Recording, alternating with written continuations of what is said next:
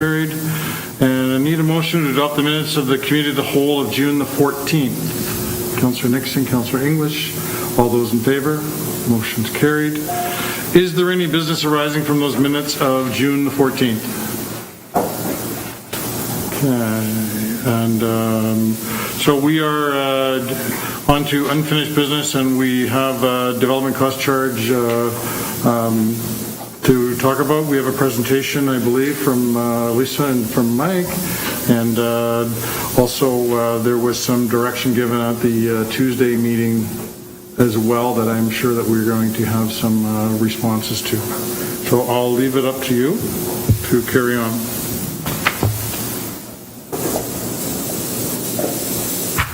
Thank you, Your Worship. So it's been just a couple of days, so we apologise that we haven't had this information out to Council before this meeting, but as we explained, there's a fair few different details here that we needed to work through over the last couple of days. So I apologise that this is the first time that you've seen this, but we will explain everything that's on the screen that you guys have questions about as we go through. So first of all, I wanted to touch on the types of projects that we're looking at here, because it seems like there's been some misconceptions about what projects the city engages in, whether, particularly capital projects. So first of all, there's what I would call non-growth capital projects, and you know, there's a list there: maintenance and management of existing, upgrading assets to meet regulatory requirements, technology solutions to improve level of service. Some of these may be eligible for grant funding, and you'll see why I mention that afterwards. But examples of non-growth capital project examples would be a proactive paving program. So even though it's not broken, we want to make sure that we're providing a level of service to the existing residents. Replacement of assets due to aging, whether that's upon failure or proactively, that is a capital project that's not growth related. The next one's an interesting one, the water treatment plant to meet drinking water quality regulations. About 20 years ago, the city had to upgrade their water treatment, and that was not because of growth. It was because the city had to meet a regulatory body's requirement for the provision of drinking water. The last one is something like, I don't know, the splash park or the skateboard park. So if there's a request from existing residents to improve amenities, that might not be a growth-related project. That's just the community saying, hey, we would really like this asset. And so council can decide to provide that as a capital project. Again, there's different funding opportunities for those, such as grants and other partners. Looking at growth capital projects, so this is expansion of existing assets, development of new services and assets. It may be eligible for grant funding again. They're not always eligible for DCCs. And I think this is an important point to remember as well, and I'll get to a couple of examples of those. And there may be some benefit to existing residents from these projects, and that is included in how we do these DCC calculations. Here's a couple of examples. So upgrading an intersection or a bridge to deal with more traffic. That is a growth capital example. Expanding the capacity of facilities and assets would be a growth example. Building new facilities to serve an increased population. So this is where, among the growth-related projects, some of them are eligible for DCCs, some of them are not. What I've done here, I've put more examples of non-DCC eligible projects that are also non-growth related, just so that you can see them. But these are examples of some projects that would apply to us that would be DCC eligible on the left there. And then on the right, the first one is actually specifically mentioned, I think it's in the best practices guide, that you can't artificially turf a playing field, and it's not eligible for DCCs as a project, so if you were to do that. The next one is probably one of the few projects or groups of projects that communities really struggle with when they're growing. How do we provide enough fire or police service in a situation of a growing community when we don't have the direct ability to collect DCCs for those projects? So some examples of how communities deal with it. There's developer contributions is a way that places like Vancouver have dealt with it. For us in Revelstoke, we have, for an additional fire hall in the resort master plan, it shows that there is, and I think it's in the resort agreement with the province, that they have to provide land for a future fire hall at the resort. So that's an example of how a community can plan for the future for the cost of a fire hall through a developer agreement. So the resort agreement would be an example of that. Now, we don't have the funds for an additional fire hall in any of our capital planning at this stage. At some point, we will need to add that in if that becomes something that's required to maintain our level of fire service, for example. Same thing if we needed to expand the police station. We provide the building for the RCMP. If they need more space because we've got more residents, we cannot collect DCCs for that project. Replacing water mains on a local street, generally not DCC eligible. So, just as an example of work that we do every year that we can't collect DCCs for. Even the pipes that a developer might be upgrading directly outside their development are not necessarily DCC eligible projects. The next one's interesting. Projects outside of the DCC bylaw timeframe. One of the things that we've done as a project team is review the projects and see which ones fall within the 20-year timeframe of the bylaw and which ones extend out. And I'm going to go through specifically which ones we have pushed outside of that timeframe based on previous reports that the city has completed. Projects that maintain or replace existing assets without increasing capacity. And then the last one, arena upgrades. We don't know what we're going to do with the arena, but when we do, that's not a DCC eligible project. So the city, as a group of residents, businesses, taxpayers, and I guess there is some regional district component to recreation as well, will have to fund that project. That may be a case where we borrow for that project, but it's not going to be directly attributable to development that we need a new arena because it's an older building. So what I've done next is I've split this up in a slightly different way. So there's been lots of questions where these projects have come from. And what you'll see from the next couple of slides is that there are a lot of projects that were already included in the existing bylaw. As we go through this, it's going to be a little different. I'm going to focus on each project area, so water, sewer, transportation, parks, and I'm going to show the projects that were in the existing bylaw and the ones that have transferred from the existing bylaw to the proposed bylaw. Then I'm going to look at the ones that have been added as new projects. And then lastly, I'm going to look at those that have been removed from the existing bylaw for various reasons and are not included in the current proposed bylaw. So each of these projects was reviewed by the project team based on a list of city plans and documents that have, I think just about every one of those plans has either been received, endorsed, adopted by council over the years. And that's where these projects came from. This is not just a bunch of projects that we've decided to put together here. We have looked at all of these past plans to make sure that the projects that we include are ones that have previously been seen by council as projects that are important to the community.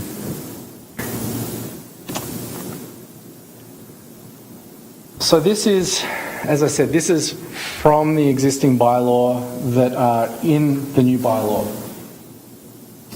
So we've got 5 projects there, and when you look at so I'll walk across the columns. So the first column is what we're calling it in this bylaw. The second column is what we called it in the 2008 bylaw. The third column is the dollar value that was shown in the 2008 bylaw. The fourth column is that cost indexed to today's dollar values using construction cost indexes that are industry recognized. And then finally, in the last column, that is the amount that same project is now deemed to be worth in the new bylaw. So I'll point out one particular one there that's that's gone down a lot, and that would be the Arrow Heights Reservoir. It's gone down from a current cost of $4 million to just under $500,000. And one of the reasons for that is because we don't think that there actually needs to be $5 million worth of reservoirs built in the next 20 years. It's more like $400,000 to $500,000 worth of reservoirs. So this is the sort of critical work that the project team has done, reviewing our assets, reviewing these plans, reviewing what we think is going to be needed for growth in the future. The next, certainly. Mike, can I just ask a general question? When you're doing these costs, and assessing these costs, is there a formula, or is it just done with your experience, or how's it done? So I can't speak to the 2008 dollars. That was in a previous bylaw, and you'll see that some of the projects were very low cost compared to where we end up now. What we've done for the proposed bylaw costs, again, we've looked at the previous plans that have been done. If the costs made sense in that plan, we've used those numbers. For these water projects, these actually came out of the water risk assessment project that we recently completed. So we've reviewed these past plans. We've reviewed and actually that water risk assessment used many of those past plans to develop, to look at what our risks of growth are and what timeframe those would be triggered in. And that's why we end up going from $4 million down to $460,000 for reservoirs. Same thing for the AC pipe improvement.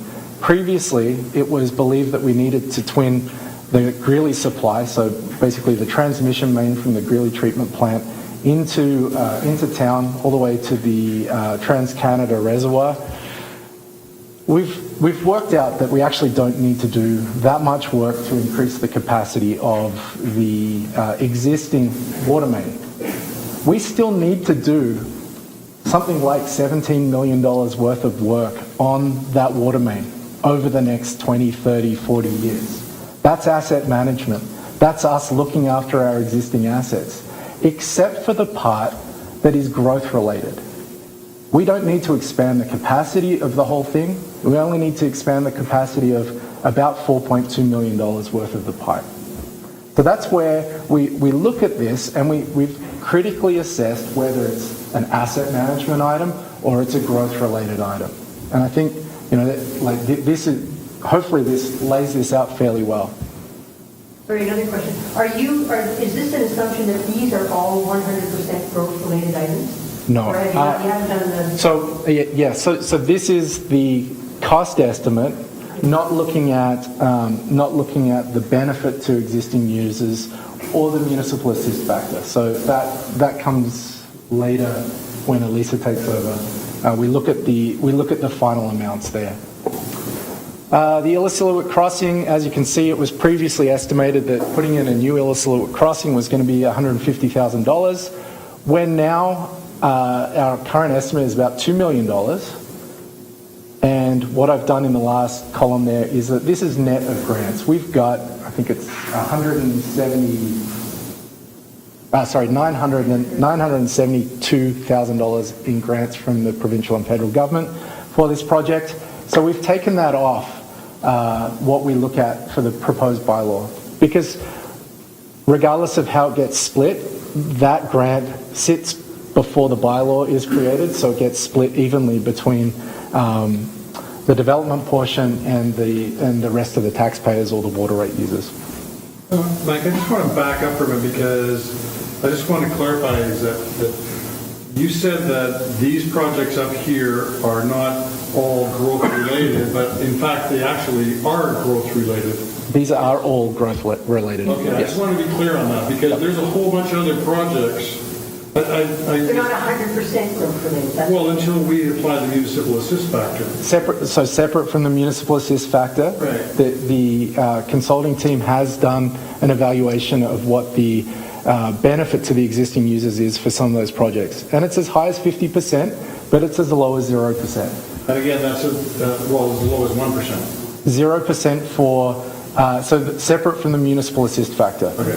Yeah. Because if you go to the asbestos concrete pipe, there's $4 million that's on here. That is growth related pipe that you just explained, because there's over the next 20, 30, 40 years, you said there's another $17 million. I just was a little bit confused, and I just wanted to clarify, but we are actually talking, for the most part, this is all growth. That's right. Everything in that last column, those dollar values, is the growth-related portion of this. Net of grants that we've already received. That's right. Okay. So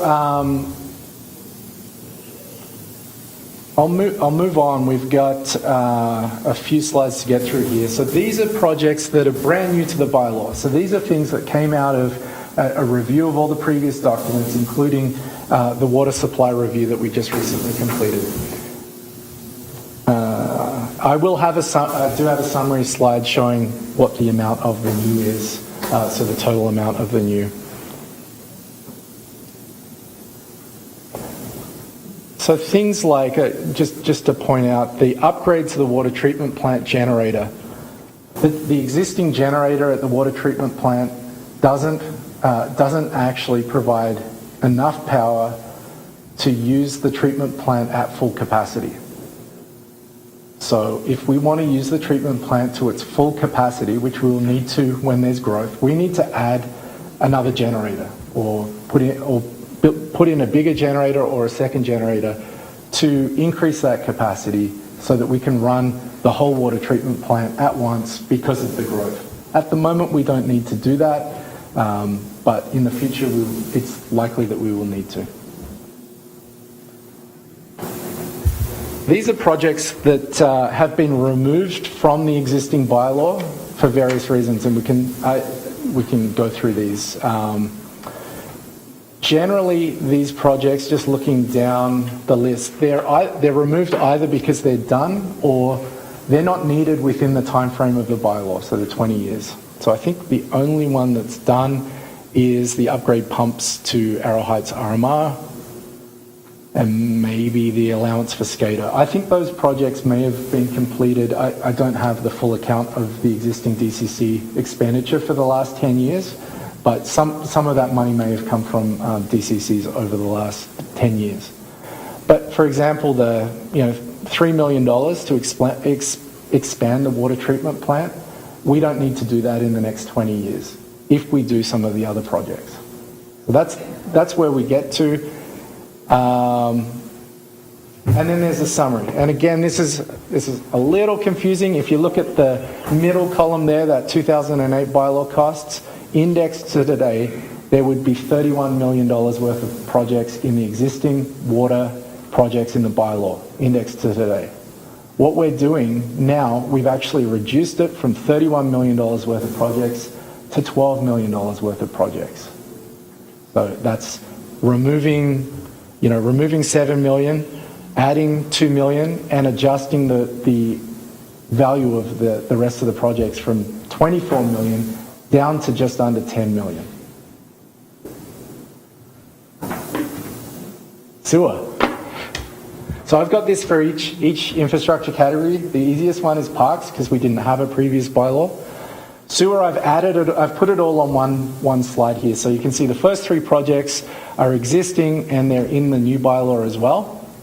The big one being the second one down. It was 23 million, indexed to 32 million, and we're estimating $30 million. So it's a little bit less than the indexed cost. And one of the things that I had to do with the sewer treatment plant upgrades, in the existing bylaw, that $23,490,000 is split out among about 15 different individual projects. Like, they've listed out every item that needs to be done for upgrades at different stages. I've lumped all that together because I'm not sure that that's how we're going to do it when we actually get round to doing the treatment plant. The other thing that's interesting there is the first project, and that's the reason it has a question mark next to the cost estimate in 2008, is that I didn't get a chance to work out exactly what work was done for this amount of money, but I can tell you that the last number there is accurate. That is what we have in our existing bylaw, and that is just to cover the debt costs that we incurred from the work that we previously did. So we have that debt, I think, until 2034. 34. Yeah, and so we have to include that amount of money in this DCC bylaw. Otherwise, who's going to pay the debt? We need to make sure that we're picking up the cost of the things that have been previously done under the existing bylaw. The city borrowed money and is paying back the DCC fund from income every year, and this is one of, is it 2 projects in the DCC? Overall, 2 projects in the DCCs that have this situation. The RMR sewer pipe upgrade is the same Is the- situation. sorry. It's a completed project, but it's paying back debt. Yeah, so the $261,000 there in the last column of the RMR sewer pipe upgrades, again, that is just for the debt cost, paying Debt back. capital, not interest. It's both, isn't it? It's I think you can collect interest on existing debt on DCCs, I think. Tanya gave us that number. Tony gave us the number that this is what's needed to pay off until one of them's 2033-ish and one of them's 2034-ish. I was just under the impression that DCC interest was interest on project was not DCC. What's the impression I was under? You have to get special permission from the province to include it. Complicated. Probably not Surprised. It's complicated. Councillor Lando. Mr. Thomas, in line 1, sewer plant upgrade for 1.843 million, can you clarify which individual projects? That's what I was saying. I wasn't able to pull that together in the last day and a half. Year 0? It was 2004. It's a 2000. It's a project that's already been built. It's Yeah. part of the 2008 bylaw, and as part of that project, it was financed out a certain number of years, and the DCCs are being used to pay it back, and that's a bylaw that you guys already have. So it's something prior to 2000? So it's something prior, Yeah. but we have to include it now in order to collect the DCCs to be paying back, but that's only in the RMR Arrow Heights. Nope, that one is the wider area. The RMR sewer pipe upgrade is for a specific area. Yep. Councillor Souls. Thanks, Your Worship. Mr. Thomas, when we talk about upgrades to the plant, these things are kind of come 2 ways. First, capacity building, when you do something for news or whatever, for growth. But also, we're almost to the point of capacity without flow, and we're then sparked by provincial government to do something. Is that correct? Yes, so we have a license, and if we keep growing, we will exceed that license. So there's that component. At the moment, the rules that govern how we run the treatment plant are enclosed in our license. And as long as we're meeting the conditions of the license, we are, we don't need to do an expansion on the sewer treatment plant. As soon as we are approaching that value of, cubic meters per day, we will need to start, work with the provincial government on liquid waste management plan and have a plan to move forward with an expansion of the sewer treatment plant. So we are meeting our quality requirements under the provincial guidelines, provincial license that we have, and we're meeting our effluent discharge requirements as well. So both quality and quantity, we are meeting all of the requirements that we need to meet right now. Councillor English. Based on the growth that you're using, what is the time frame to exceed that license? We are doing this as a separate study right now, and it's complicated because we need to look at what we would need to build, almost based on the chemistry of the wastewater that we're receiving and the effluent characteristics that we've got, and then working out back from that. Well, when does it trigger based on flow? When does it trigger based on quality? Is there something that we could work with the province on if we're in the middle of a liquid waste management plan? So one of the keys here is that the province, assuming you're in a liquid waste management planning process, the province allows you to keep working on it as long as you're making progress. Whereas if you haven't started it and you're exceeding, they say you need to apply for a new license, and that's not a good situation to be in. So what we need to do, we're doing the study right now. We should have the data in the next month, and that will inform the final, our path forward. We will provide something to council that will inform what direction we're going to take with either updating or continuing with the liquid waste management plan process that we started almost a decade ago. Yeah. Last one there has been removed. So there's a couple of new ones in there. Lift station expansion, $3 million. We know that our lift stations have limited capacity, some of them, so we know that due to growth we're likely to need to do several of our lift stations, and that's separate from asset management. Mike, is that removed item, is that to do with the federal environmental guidelines that told us we needed to pipe it all the way out to the Columbia? So that wasn't the federal guidelines, that was part of the liquid waste management plan, and so the federal guidelines informed that, but it's not the only solution.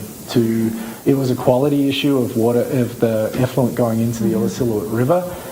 We're working with a consultant right now on whether we need to do that project or not, or if there's another way of doing it. It may be a case of increasing the treatment process a little bit more so that we don't have to build several kilometres of pipe out to the Columbia River instead. Good. So that's why that one's been removed. If you have a look, the original project cost of the sewer lagoon upgrades plus the outfall upgrades was about $28 million there. So 23 plus 5, so $29 million. So we're hopeful that the total project cost of the sewer treatment plant upgrades is going to be less than $30 million. However, as we've seen with another community just a little larger than us, they went from $30 million to $66 million in several months of working through the detailed design, and they're currently applying for the same grant that we're applying for the sewer treatment plant. So there's a summary. Previous bylaw or existing bylaw indexed to today is $41 million worth of project cost. As you can see, the existing, it actually is basically the same amount for the existing. We've added $3 million worth of projects, but we've cut out $7.6 million worth of projects for the sewer.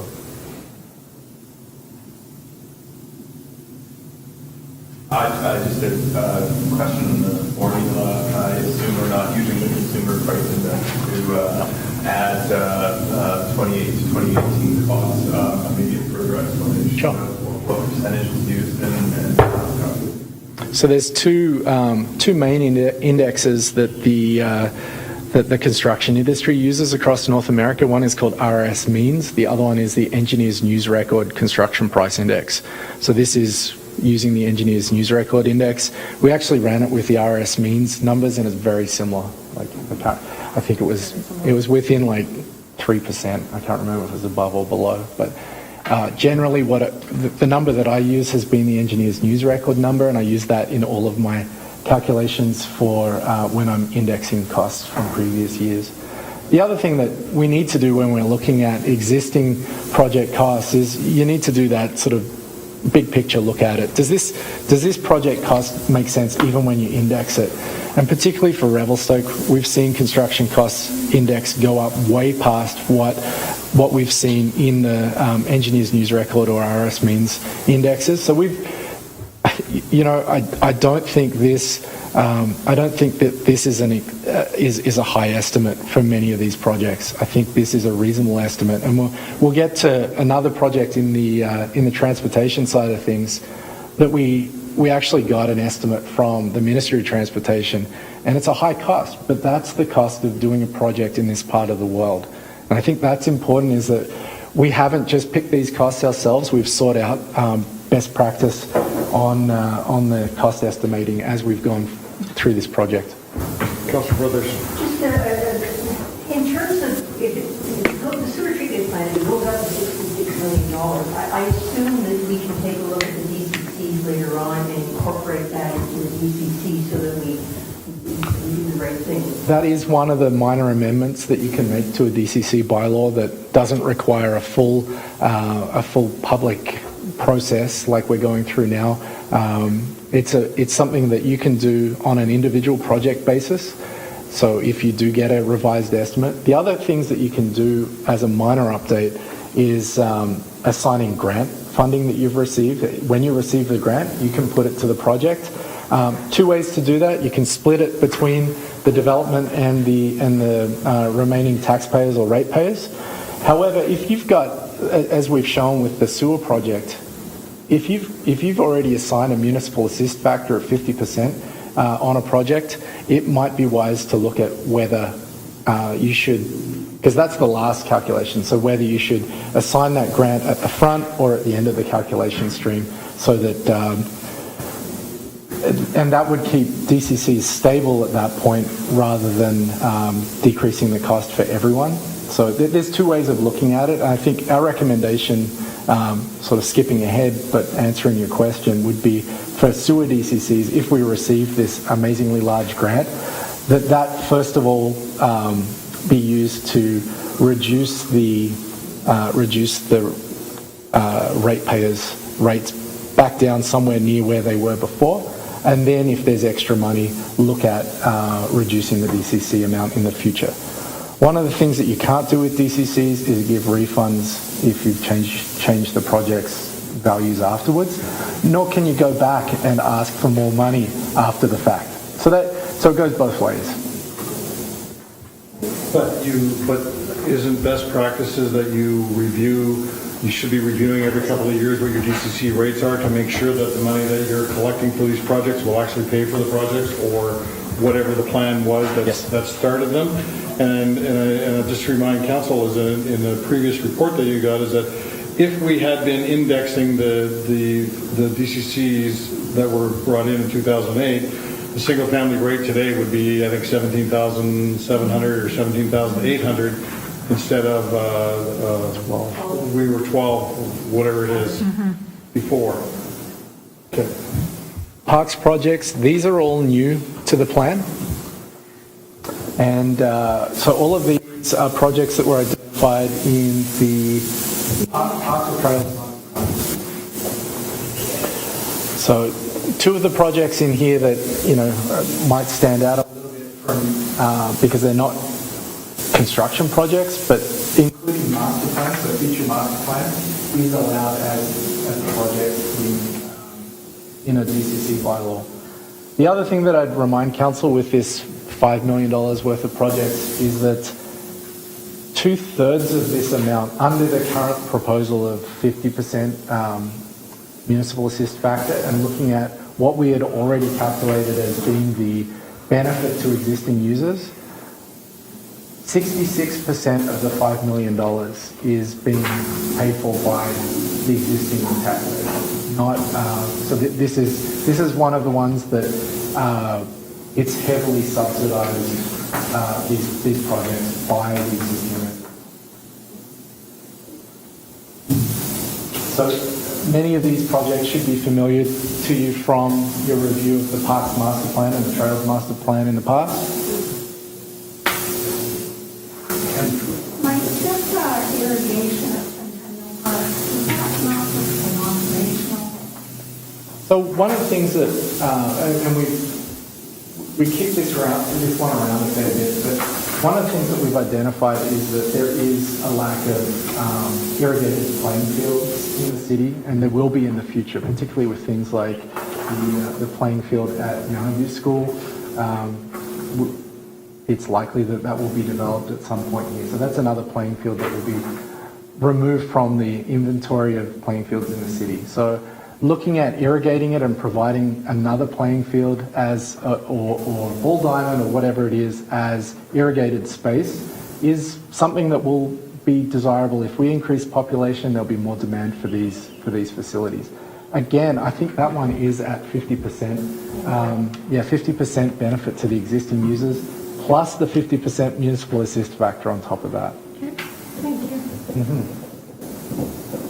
So into the transportation projects, so flipping back to the way that we're looking at the ones that are in the existing bylaw and indexing the cost and then showing the cost estimate in the proposed bylaw. So the bridge upgrade here, the The project in the existing bylaw is at about $6.5 million. Index that, it's at about $9 million. My understanding of that project is that it was a new bridge off the end of Camosi Road, heading somewhere across the Illecillewaet Valley to, I'm not sure if it was up to Oak Drive or Johnson Heights or somewhere like that. This is a massive project that should have probably been estimated closer to about $25 to $50 million at the time. So the $6 million, maybe it was hoping for some grant money or something like that, I'm not sure. I wasn't around when that bylaw was written, but there's no way that we could have ever built that bridge with that amount of money, even if we had collected the DCCs. So what we're proposing instead is upgrading the existing crossing at 4th Street Airport Way, and that might mean building another bridge next to it. This cost estimate of just under $7 million is basically the cost to provide a 2-lane bridge of that length, and this is a direct number from previous contracts in the area based on that length. Bridges you can pretty much cost out based on per meter length. Councilor Brother. Some of the questions that have been raised by the public is, are we sure we're going to need these things? I mean, people are saying sometimes some of them are a wish list, and is that, how do we know that that's something that, and I assume it's something we need within the next 20 years? That's right. Yeah, so I've seen some of those comments. I've read independent traffic impact assessment reports for developments that have said that the bridge fails in one direction in 15 years. So that's not information that's come from the city. We have previously, so the irony of those comments is that this was already in the existing bylaw as a project. And so we're not adding something brand new that's worth $7 million. We're actually just changing the location of the project. So how much of that would be sort of, Ministry of Health, our hospitals over there, and our airports over there, and logging up vehicle costs? Like, does that not factor into this bridge? Yeah, that's a really challenging piece. The decision to move the hospital to the other side of the river decades ago was, that should have considered long-term emergency access planning. I think, I think I shared with council several months ago, I found an aerial photo of the city from before the Arrow Lakes, before Hukini Side Dam was built, and there was another low-level crossing down near where our pedestrian bridge is. There was a road bridge next to the rail bridge from what I could see. So we had better emergency service access to the other side of the Illecillewaet River over 50 years ago than we do today. So, and looking at logging trucks and Ministry of Health, I think that makes a really good argument for a grant. It being a grant-eligible project in the future, I think we would definitely have letters of support from a number of different organisations, from the Ministry of Forest, Ministry of Health, RMR. Every business in town, I think, would be happy to write a letter of support asking for a grant on this. And one of the things that best practice we can't do with grants is assume we're going to get them in our calculations. So that's another case where you can change the DCCs, is if you've got the grant and you can then add it in. But again, just to reiterate what you just said, is that we cannot factor in grants that we haven't received into a DCC bylaw. It would be rejected by the province. The province wants to see that you have a revenue stream for every dollar that you've got in your proposed bylaw. So one of the things that Elisa is going to show is the impact on the residential water rate as a result of the projects and the municipal assist factor choices that have been made so far. Right. Okay. So something else I want to point out here, and it's in a way it's a shame I've split these up, but this is kind of interesting, is that the $250,000 in the middle column there, and the $500,000 project, there were 4 projects identified in the previous bylaw that were not individually listed out. They're just listed out in some text in the document, and then it says $1.5 million is allocated to these projects. So an example of why that process really just didn't work, I think, is looking at the last project there, the Victoria Falls Townley roundabout. That intersection was identified for a roundabout in the previous bylaw. And it was suggested that the total cost of construction, there was zero benefit assigned to the existing community, and there was a 1% municipal assist factor in the previous bylaw. Now, I've shown $500,000 as the cost estimate in the proposed bylaw, but that's net of the grants that we're receiving. So we're assuming we're receiving $2.5 million of the grant money, and we're spending $500,000 of project like city money, whether that's DCC money or resident taxpayer money on the project, because there's ineligible costs that we will have for that project, that ineligible for the grant. So things like purchasing land or legal fees, these are things that aren't eligible under that project. So realistically, that $500,000 probably should have said closer to $2 million at the time. So that's the challenge. When we look at the existing bylaw, there's projects in there that could never have been built with the money that was being proposed.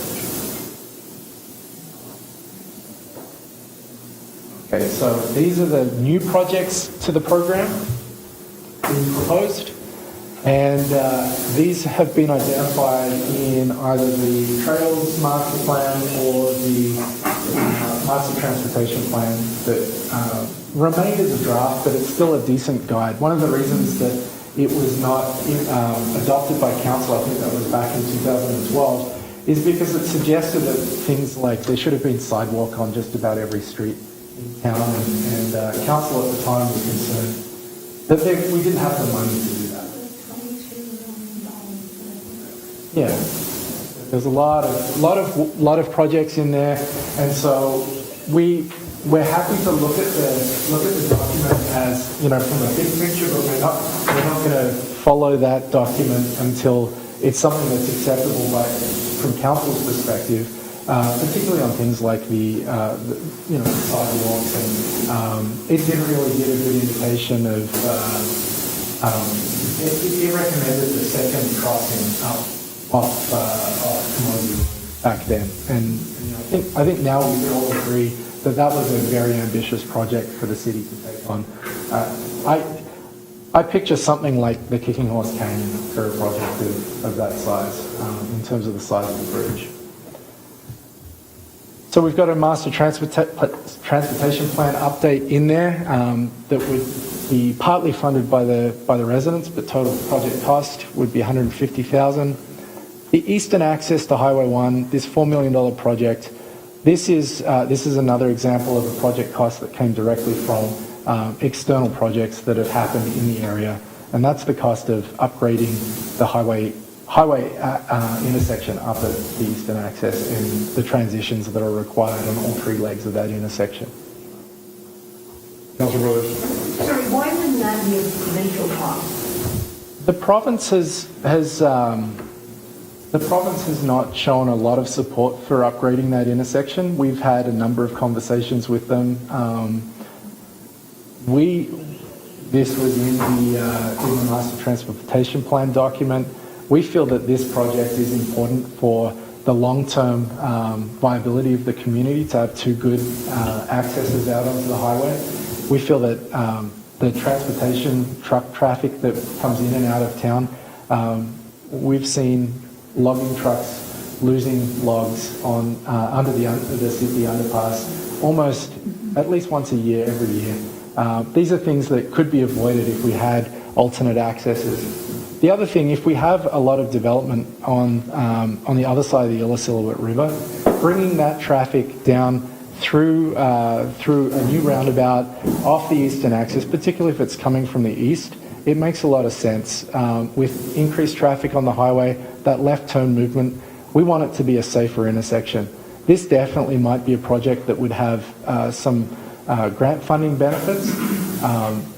But I'll give you another example of some intersections in a nearby community that they're not sure that they're proceeding with, but they were looking at doing it themselves on the highway, and that was in Salmon. They're looking at upgrading a lot of the intersection through the downtown. I'm not sure the total project cost of that, but I think they're putting that project on hold. So just because it's on the highway doesn't mean that it's 100% a highways problem. So was this talking about merge lanes and things like that? Yeah. Okay, so those are the new ones, and these are the ones that we've removed from the project list. So the extension of Kamosi Road was a requirement because of the location of the future bridge across the Illecillewaet. So that's a project that we don't need to do. We've also removed the roundabout from the Trans-Canada Highway. Victoria roundabout is what it was called. We ended up with a roundabout at more Mudis and at Wright Street there. But we've removed that project because it's done. So that's, if we had borrowed for that project, we could ask the province if we could continue payments on that through the DCC program. But as it turned out, we ended up spending just under $300,000 of DCC money on that project. So then these are we didn't borrow at all for that project. The rest of it was funded from a number of sources, including the provincial government. So this is just a breakdown of that. So previously we had $11 million of projects, and now we're proposing over that $14 million worth of projects. And so you can see the existing projects have reduced from 10 million to 8, and we've added about 6 and removed about 1. And this is just a summary of all of that. So looking at the big numbers, so existing, when you index the existing cost, it's $67 million of existing projects that we've reduced down to $50 million worth of projects.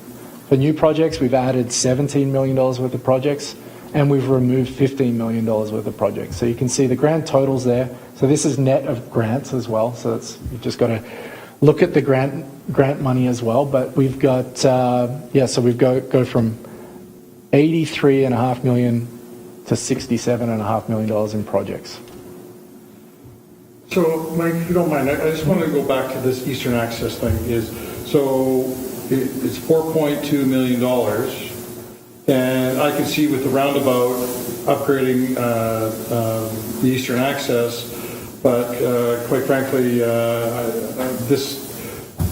and I know that we need to make it safe on the highway, we need these merge lanes and we need the acceleration lane to go west, all that. But, I have a real hard time with us, with all this here, us spending our money on Trans-Canada Highway. And, there's people in the audience, so I don't want to tell you exactly how I feel about it, but it's bullshit, is what it is. That the highway isn't going to be taking responsibility. And, whether I'm sitting here or not, I'll be still putting pressure on them that they should be paying for that, because it's the traveling public that we're looking at. And so I'd like to know what the breakdown is, the highway portion and the Eastern Access. And I think that everybody should, the whole Eastern Access was downloaded to us in the first place. So it wasn't our responsibility, and we ended up having to rebuild that bridge years ago, and that was $1 million. So I'd like to know what the breakdown is for the highway portion and the Eastern Access portion. Yeah, we can definitely provide that for the next meeting. One of the things you mentioned, the existing bridge, and this sort of comes back to the beginning of the presentation. But looking at all of our existing bridges and all of our road assets, we're probably looking at, over the next 20, 30 years, we're probably looking at, we have $14 million worth of DCC projects. We're probably looking at somewhere in the realm of $40 million worth of non-DCC projects, just total ballpark number, for roads in that same time. So looking at about an average of $2 million a year in total for all of the road projects. So that would be looking at, maybe potential need to do major rehabilitation on the Bigatti Bridge. Jordan River Bridge is getting old. The Eastern Access is getting old. Then looking at our paving program, we're around $1.2 to $1.5 million a year. So $2 million a year over the next 20 years for non-growth projects, just for roads. That's like totally a ballpark number. But when we look at that total number against what we already have to do just to maintain our existing assets, I understand your concern with the Eastern Access as a project for sure. But I do caution council that putting more responsibility for some of these things onto the taxpayer or the ratepayer without a full understanding of the next 20, 30, 40 years of projects, I think that's really, it's a really tough balance. So what we're proposing here, and that's where council can work on the municipal assist factor for sure. That's definitely something that I think that's where council's greatest sort of impact on the affordability of the rates for the developers is. But equally, that then affects the affordability of the taxes or ratepayers. Yeah, which is really That's why we adds more fuel to the fire that, us doing merge and acceleration lanes on the Trans-Canada Highway is Yeah.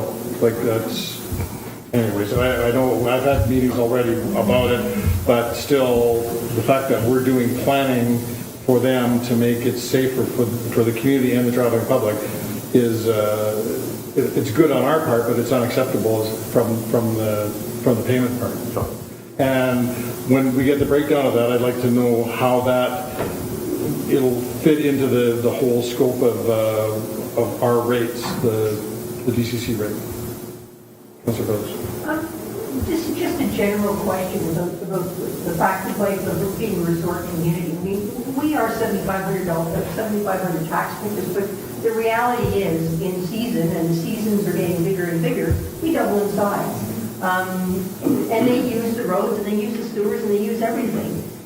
When we apply for a grant, is that a factor that the province takes into consideration? Is that a big factor, or is it just too bad, so sad, So I think the data that we're going to be collecting with TELUS's assistance is really going to help provide some clarity to the province on what our actual population statistics do over a season and why these projects are so important. So, we talk about Powell River with their sewer treatment plant, and, they've got a community of just under 14,000 people. So we are likely to find out that we're hitting similar numbers on a busy day. So I agree. I think this is definitely something that having some better data for the province when they're making their decisions, or UBCM or whoever is responsible for the grants, I think that data is going to be invaluable to pitch our case that we're not just a community of 7,500 people, we're a resort community that services a lot more than that. Councilor English, then Councilor Stills. I know with TELUS, we're just getting started, but what's the time frame on the collection of that? The TELUS SRD. We have the funding. We'll sign documents this month, and we'll start getting to that. And it'll actually go backwards in time for the last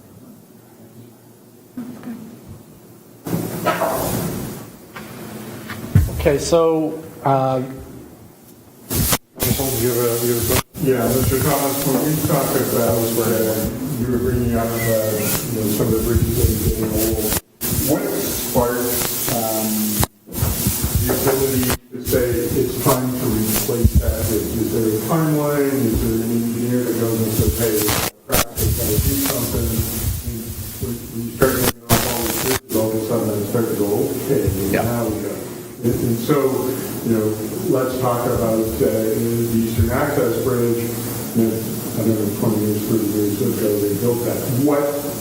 What would say, other than all of a sudden it cracked one day and started to split, what would motivate us to say we would do something? So we have, on about a 4 or 5 year rotation, we do an asset management plan for our bridges, and that includes an inspection by a professional engineer who, that's basically all they do is bridge inspections. I think nowadays a lot of companies are using drone technology to get right up close under the bridges. Historically, they've used a snooper truck that actually goes from the top of the bridge, looks underneath, and they have someone underneath the bridge there. So we, it might be next year or the year after that we're scheduled for another one, and that will be in the annual financial plan process coming up with council. So what we've done with that, it triggers a look at what we need to do in the next 5 years, as well as just a general review of the condition of the bridge. And you know, so some of the decisions that have been made in the past was to reduce the load limit on the Big Eddy Bridge. The Eastern Access is an interesting one. We've had, in the past 5 years, we've had several very heavy loads go over the Eastern Access for some of the hydro work that's happened up at Mica. And so when we get those very heavy loads over the bridge, we also get an engineering review done pre and post those heavy loads. And that's paid for by the moving company that's doing that work. So like we are quite diligent in how we manage those bridges. I think Highways is probably looking at a 3 or 4 year rotation on their inspections. I think 4 to 5 years is reasonable for a municipality of our size with the bridges that we've got and the traffic that we've got.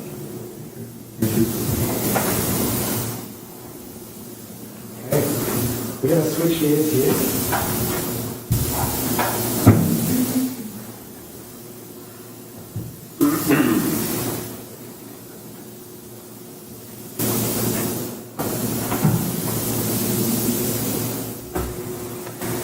Okay, we took the feedback from Tuesday and have created a number of options to look through today. And I wanted to start off, one of the questions was, what are other communities' DCC rates set at?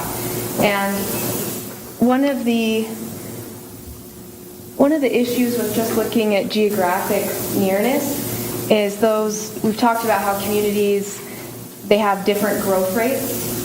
They have different infrastructure, so that each community is on an individual basis. It also matters how often their bylaw is renewed and the latest renewal. So if you'll look at these here, and I realize maybe the first thing to come to your mind is, oh, well, a lot of these are big cities. Well, it's scalable. Big cities have the same challenges. They have larger tax base, but they need larger infrastructure. So what we've tried to do with this list is it focuses on communities that have growth. Okay, so Revelstoke has growth. So has growth, also areas that may be desirable, and then some that are nearby. So they're in alphabetical order. They're really not meant to, I'm not going to point out all of them.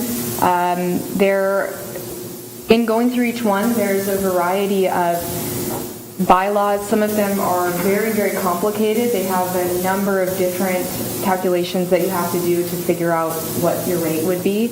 And you'll look at the year adopted. I think that's a key. Look at how many really have been adopted in the last couple of years. So when you look at that, those help inform decisions a little bit better because they're current. I found this, not a typo. And maybe they look at it and it's still fine, but the latest thing I can find, again, this is all from each individual website, so this is the latest that you have. So yeah, you'll see Port Moody is very low. You'll see Surrey. A lot of these are averages, so for communities that have a number of different rates, I took a high rate and a low rate, and so Surrey actually has a high rate of around $75,000. And then a lot of add-on fees, so I didn't bother to even figure out what that would be. So Just a question, you said that everything's scalable, so they're sort of the same, Well, but- I don't mean scalable that way. I just mean that it's not fair to say, let's just look at 7,500 person communities and see what their DCC rates are. That's what I meant. Okay. Yeah. Yeah, so again, these are just there for a look. And really, Well, I just find it interesting that Surrey's are the highest and it's probably the fastest growing community in the province. And so that speaks against the assertion that impact being stopped development. I did do a little Googling, like what's the top 10 fastest growing cities, and Surrey was on there. May have been number one, I can't remember, but it was on there. So some of these are ones that have growth occurring, again, desirable. Any other comments about this? Or again, I can't really answer many questions except this is just from their bylaws. Okay, so let's talk about municipal assist factor options. I'll get to this 70%. That'll be a new one for you guys. But I want to point out these notes on the bottom. We had just about a day and a half to prepare a lot of numbers in here. And for that reason, I have a clear one here that it is completed in a short time frame. The level of review that needs to be done for the final bylaw is not a day and a half. And also any numbers that are shown here are still subject to ministry review and suggested edits. That is something that they do. They do suggest edits. So let's walk through this table. You'll notice will build. So as I go through each slide, I'll keep adding on to it, and it will become larger and larger. So municipal assist factor for the 4 infrastructure categories: water, transportation, park, sanitary. This is the existing conditions. Okay. So you've got 1, 1, and 1. Nothing for parks. Option 1 you have seen. It's here for reference. And again, council can choose any municipal assist factors that you wish. So this option 1 you have seen. Option 2, that's where your sanitary goes up to 50%. Option 3 looks at what if you had water and transportation at 5% each, along with a 50% sanitary. Option 4 looks at a 10% water and transportation assist factor with a 50% sanitary. And I'll go into a little more detail on why these are up here, but option 5 has 1 for water and transportation and then 70 for sanitary. Option 6 has the water and transportation up to 5 each, and then option 7 10 each. Parks has remained constant through that. There's no adjustment to parks in these options. So as we go through, you'll get a clearer picture on why we added that 70% municipal assist factor when you start to see the numbers, okay? Okay, so the top is the same information, and then right here we're focusing on these numbers are from what Mike has done previously, so his presentation fed into this, but we wanted to make sure you had something to compare to. So here you've got your DCC recoverable costs for water, transportation, parks, and sanitary. Looking at the existing category, these are numbers Mike showed. Of course, parks is 0 because we didn't have that in existing. And then you'll notice these numbers, the 82,000 in the existing. Oh, sorry, 82 million. Yes, 82 million in the existing bylaw for DCC recoverable projects. So option 1, all that happens as you go 2, 3, 4, 5, 6, 7, you'll notice that the DCC recoverable project cost decreases. So option 1 is 57 million. Option 2 it's 42 million. Option 3 40, 39, 35, 34, 33. Okay? So that gives a way to look and see what would be DCC recoverable versus paid for by the existing tax rate. Any questions on this slide?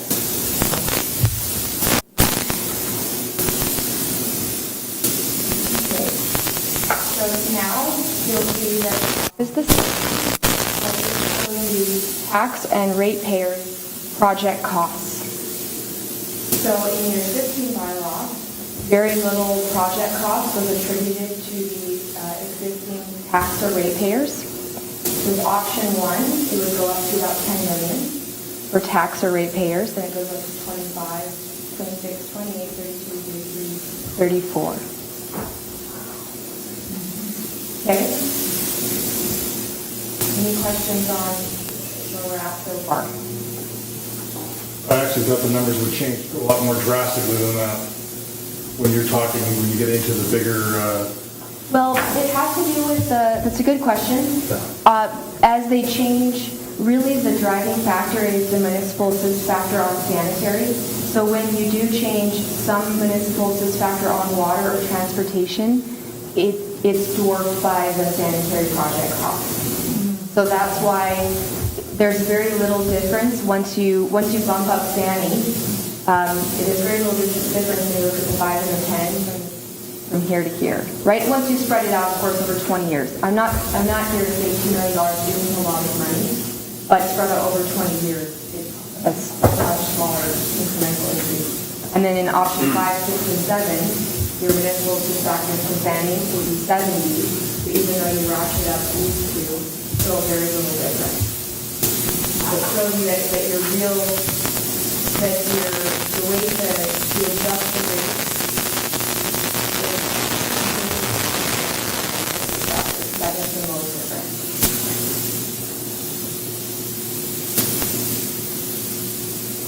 So the carrying rate when it jumps, if we go by. I'll get to I have tax and ratio approximate. Okay. That's how we're building into one table. Somebody put in here, so it's like one large table. We're building to that. It's not a bad thing to see it all on one page, as long as you go through and introduce each item. Yeah. So I'll move to this. This is what you've already seen to your top. This is the BCC recoverable project cost and the taxpayer project cost. And the idea here is just so that you can see how in your existing, mostly BCC recoverable, very little tax rate payer, and then it ratchets up and up and down.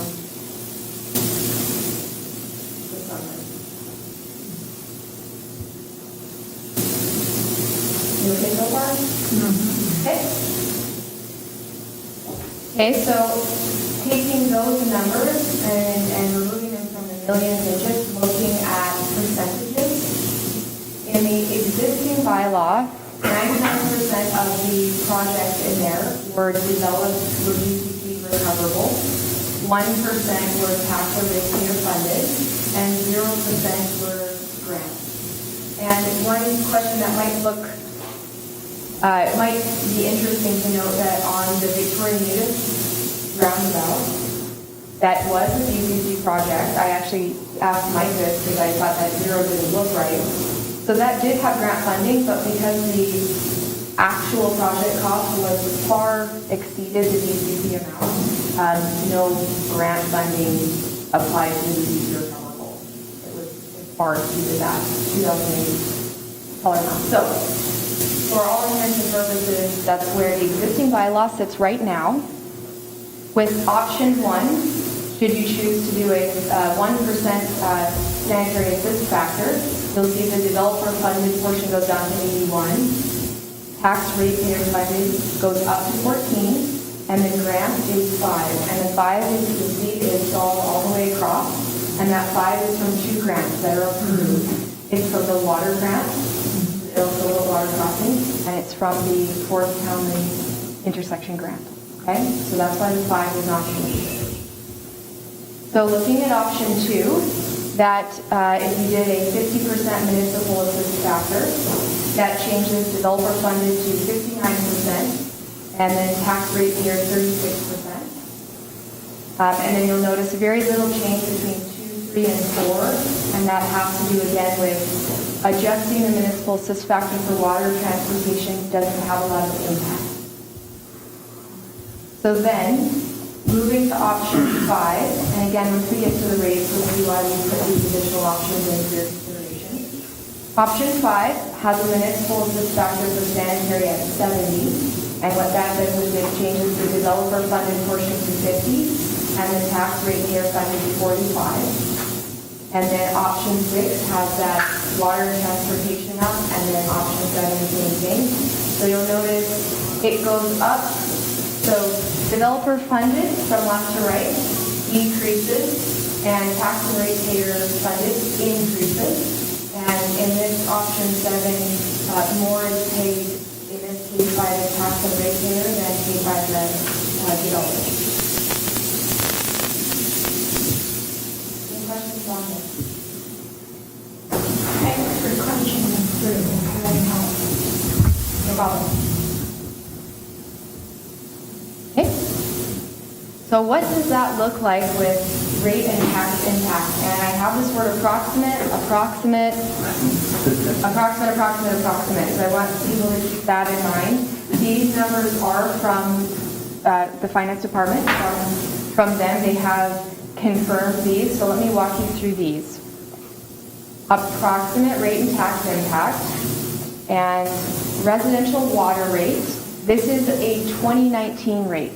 So because this bylaw was a discussion on Tuesday, you haven't made your, it's not been adopted yet, but because the discussion on Tuesday was to put this into practice in 2019, we wanted to use the 2019 water and sewer rates, okay? So residential water rate, 442. Water rate increase, so that's existing condition. Water rate increase for option 1, small 2.1% increase.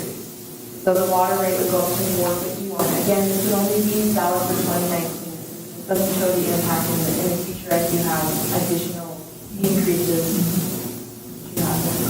So if you look just across the board on water, whether you do a 1% or a 5 or a 10, very little spread out over a whole year to an individual, not a huge impact. Not to say that 4.6% is not important, it's not, as you'll see with sewer, as drastic.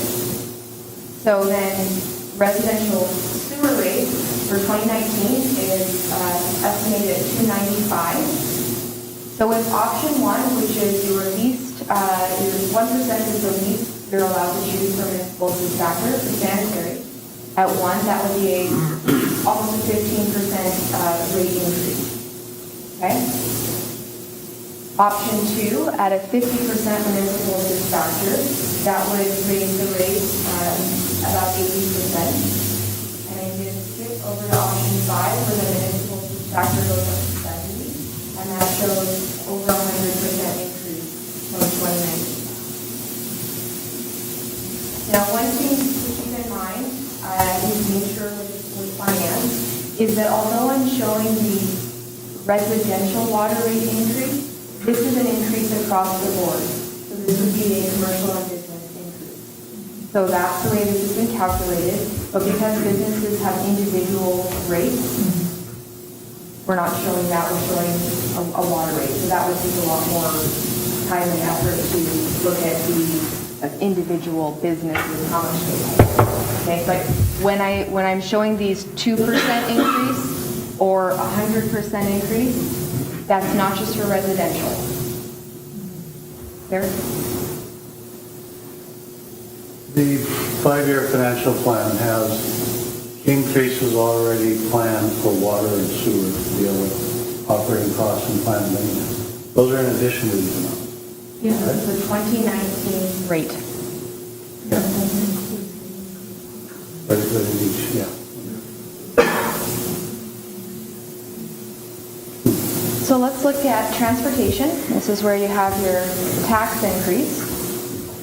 So for option 1, so this is for a 1% municipal assist factor, you would have a 1% tax increase for transportation to cover the 1% municipal assist factor.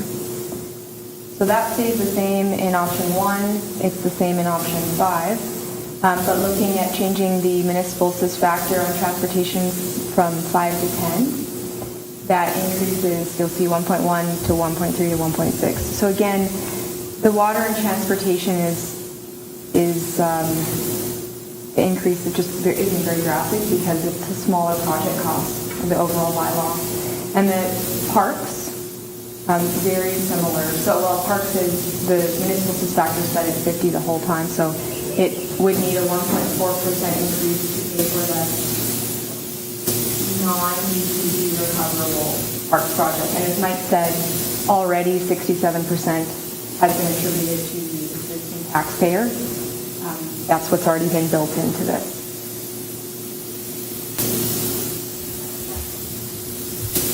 Comments, questions on...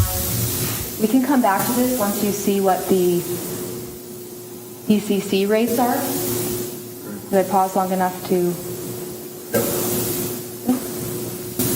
Can I ask one more question? I just want to understand what you've got for tax increase. In option 4 and 7, it's 3%. It's 3% of the tax over and above the tax acquisition that was already required to fund those, or it's 3% of the general municipal tax? So it's a 3% tax increase required for just those items. Wow. Okay.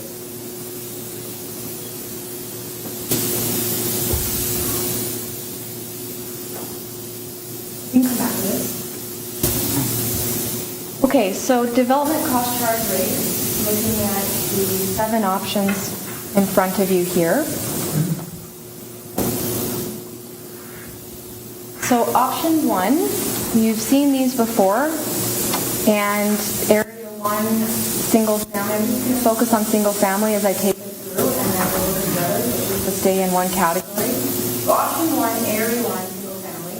Notice down here, a footnote saying these are the RMR Arrow Heights area. Basically, we're showing the largest. Okay, these are the largest. So option 1, area 1 would be about 32,000. Option 2, which is your 50% municipal factor, goes to 22,000. Adding on a 5% municipal assist factor for water and transportation lowers it just a smaller amount of $500 for single family, and then the same happens again with option 4 when you municipal assist water and transportation. So then option 5, single family at 18,400. Option 6 has a 5% water, and you go down to just below 18 here. And option 6 with the 10% water transportation, you're down at 17.3. That's for area 1 single family RMR Arrow Heights area. I think we're focused a lot on area 1, but I want to talk about area 2 because they're impacted as well, and there's development in that area. So for area 2, single family, the existing rate, 2,000. Option 1 would put it up at 6,000. And then option 2, the reason it doesn't change is because that's a change in sanitary, and there isn't sanitary there. So until you get to option 3 and you're changing changing transportation, that's what the decrease is reflected. And then option 4, it's further decreased because of the transportation assist. Option 5 goes back up because again, it's the sanitary assist factor, so it doesn't affect that. So that's, yeah. Can I go back to area 1, just industrial? Why is there such a change from option 1 to option 2, 3, 4? Why did that change so drastically? It's a similar change as you see with the single family. So this is 2/3 of that rate. So it's just a drastic change when you municipal assist a lot. If I could too, between existing and any of the options, the change looks glaring. And the existing is artificially low because the growth factor in the existing bylaw is wrong. It's way too high. Right? Exactly. Yeah, even if the project costs were correct, and let's say you had indexed your project costs every year, the growth rate was so far out of what Revelstoke's seen. I think, was it Mike 3.5 or something like that? 3.5%. And on average, what Revelstoke has seen in the last 11 years is 0.21, not 3.5. So when you split the pie by 3.5% growth rate instead of 0.21, you automatically won't collect enough. And that has a lot to do with the reserve. Any questions? So the reason that we showed options 5, 6, and 7 today, it was from the discussion on Tuesday, looking at, is there a way to start focus on single family for a moment. The discussion on Tuesday was, is there a way to start the single family off around 18,000 and then do a phasing plan up 5 years to get the single family rate up around 22,000. Okay, so that's, because that discussion went on, we wanted to show that as an option. And we did discuss that with the ministry. Is there a way in this bylaw to show year 1 an $18,000 single family rate, and then ratcheting up over 5 years to 22,000, actually laying out in the bylaw a 2019, 2021, 22, 23 schedule. And they said there is precedent for that. It has a phasing, an annual rate increase, has been done before, and that is absolutely something that the city of Revelstoke can do. And it could be a way to show the overall plan for the next 5 years. They said that over 5 years is likely not supportable, but a 5-year phasing plan is. So conversely, is that can you have an option of taking some big projects that are not in the top 10 that have to get done and do the same thing to them and phase them in over 5 years? I asked if the project or project costs could be phased, and they can't because they've been identified, and the cost has to be legitimate as much as known. And so they said that your way of phasing rates is with the municipal instructors. That is how council can adjust and phase as you go.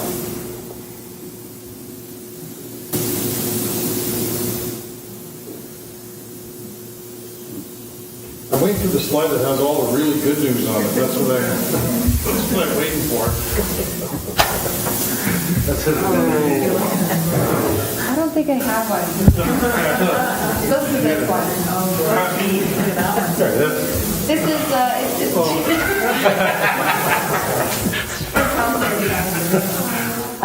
it's everything we've already seen. There's nothing new here, but it is all on one page so people. I'm not even going to look at it. Good. Email it to Duke. Yeah, so it's difficult. I understand. So let me show you. Well, this is better than that. This is your potential phasing option. Again, we started this at the 70, just because on Tuesday the discussion was a rate closer to that 18,000, so that's why we just add the potential phasing option, put this in. So what you can do is phase the municipal assist factor down. This is what the ministry said you can do as a phasing plan, and it's affordable. You actually have all the rate tables in for 2019 and 2022. So what you do is you go like this, and then slowly over time you go like this, or you go whatever.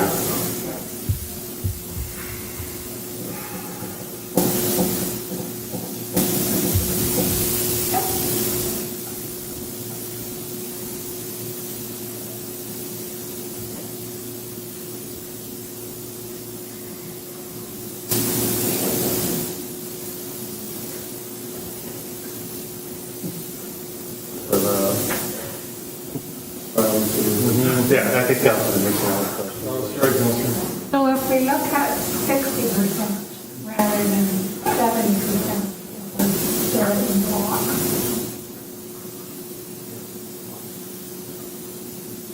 will that help us who are the ratepayers not have a connection fit and Well, they have time to many people?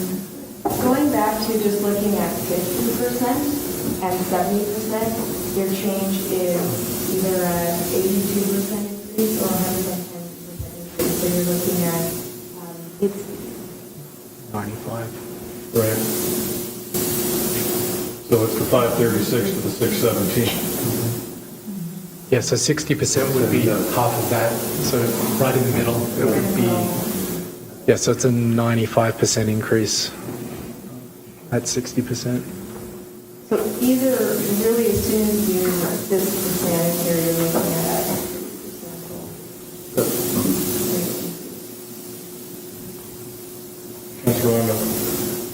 Yeah, so one question, sort of really driving at two separate things. In terms of individual projects costing, now the mayor was talking earlier about, for example, the certain access highway interface and expressing the feeling that profits should be pulling up more for that individual sort of line item project. In the process, how are we going to engage in that type of question? Or, for example, another counselor had a specific question about sprinkler upgrades to the playing field. How are we meant to say, well, we really think that 70% of that project should be on the provincial budget, or the appropriation of $70,000 for sprinklers within the CEC budget? I'm trying to understand. Well, this is the first part of the question, and that is it. How are we meant to, during the process, to engage in those questions? very good question. It's not laid out in the DCC process necessarily. As the mayor said, and Mike, there have been discussions recently and longer term with the ministry on that intersection, and thinking about them province-wide, they have a lot of intersections that, when looking at traffic volume, they may prioritize things differently. Well, it seems to me the only option that we would have is we'd say, let's talk about the Eastern Access. It's $4.2 million. And let's say that it would split $2 million. Highway, infrastructure, and Eastern Access, we would change the scope of our project to $2 million and then put pressure on the provincial government, because you can't, it'd be like putting a project in and saying, we want $2 million, we're putting in $2 million of grant that we don't have. So it seems to me the only other way to do it is to change the scope of the project and say, we're only going to fund $2 million of it. You're going to fund the other $2 million, and because that's your responsibility. I don't see us having any other kind of option unless you've got something else I don't know about. That's a possibility that you could change the scope, but it won't get you the actual Project. the actual intersection. Yeah. But it might be it might be looked at a little bit differently than assuming a grant, because you're changing the scope of the project to, this is what the municipality is going to do, this is what the province is going to do.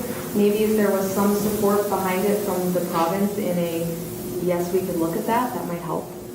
And the fact that we are collecting money for our portion of the project says to them, we'll do our portion of the project when you do your portion of the project. And, they know full well they've got a problem. That's just one area, but I guess, I brought up the other day, and I hate to be the bad guy, but when, and I talked about the whole parks category, and it's almost like we have, we got a financial crisis when it comes to upgrade for growth for the community, and we got to start pulling the reins back and saying what is realistic and what's not. And I didn't get support for booting the whole parks, and I know it's a small amount, but we're not talking nickels and dimes on when you add everything up, and I still say that we got to be looking at water, roads, and sewer, and that's what we traditionally are doing. So unless we can figure out how to get down to reasonable numbers, and one of the whole underlying themes from updating DCCs is that, is it going to stop growth? And it's not going to stop it, but it's sure going to put a hell of a dent in it with some of the numbers that we got up here. So, it's not a lot of fun, I can tell you that. Alan and then Aaron. Your Worship, I just wanted to speak in favor of supporting parks DCCs. I think a lot of people that move to Revelstoke do so because of community amenity and quality of life amenities that exist that the resident tax base is bought and paid for. And if we don't add to the stock of those types of amenities, sooner or later they become overrun and the quality of the experience is diminished and we're not near as attractive anymore. I think it's an important investment for us to make as a community going forward to continue to attract people. But the point more I wanted to make was as council debates the various funding options and scenarios is it's my view that long term, too high a tax rates and user fees will cause far more damage to this community than development cost charges, capturing what is an appropriate amount for the infrastructure cost of that development. Well, and I think that's the whole key, is that what is the appropriate amount? And, you know, and I brought it up earlier, and I just want to remind council and the public is that if we had been indexing every year for the existing projects, we'd be at $18,000 today. But again, it gets down to, you look at in 2009 and 2010 and 2011 and 12, in how much growth was actually going on, and there was not a heck of a lot of it. And I can see the reasons why it wasn't being indexed is because you're not trying to further inhibit growth when you're trying to promote it. So, but you know, here we are, you know, in not only playing catch up on those projects, but it's the 2018 dollar value of those projects is the killer. Councillor Land, you had your hand up. Yeah, one of the items that was discussed at the Tuesday council meeting was having a further look at the overlay of apportioning existing users to new growth within individual projects. And I'm wondering if that's going to be part of the presentation.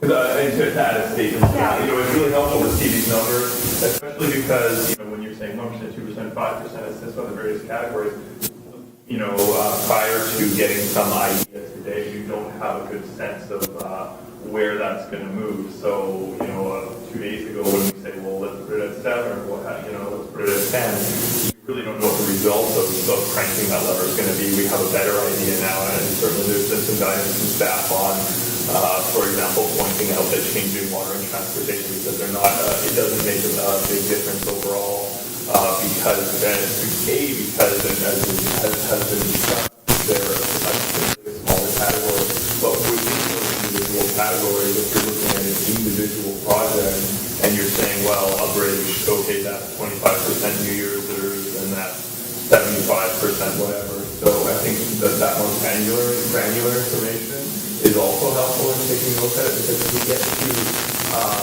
an individual item such as the Eastern Access, where I certainly don't want to be part of the process where we download provincial responsibilities onto ourselves, you know, to bring them together, we try and find even me bringing those onto ourselves. In the same sense, if we want to start discussing, you know, parts of the category, for example, where individual projects, such as the sprinklers or the trail here or whatnot, I don't have a sense as to where we're at and how we arrived at those numbers, whether those numbers are the portion that's attributable to the DCCs and the remainder are off on the existing taxation, or whether you lump them in those individual percentage breakdowns with them. It's a good question. Yeah. So in the background report, which is fairly engineering document, you'll see those percentages by project. Okay. And one key thing to remember is if there's a large percentage that's attributable to existing users and low on development, it's not a DCC project. If you're putting a DCC project in, it better be mainly development driven. Otherwise, it's not a DCC project.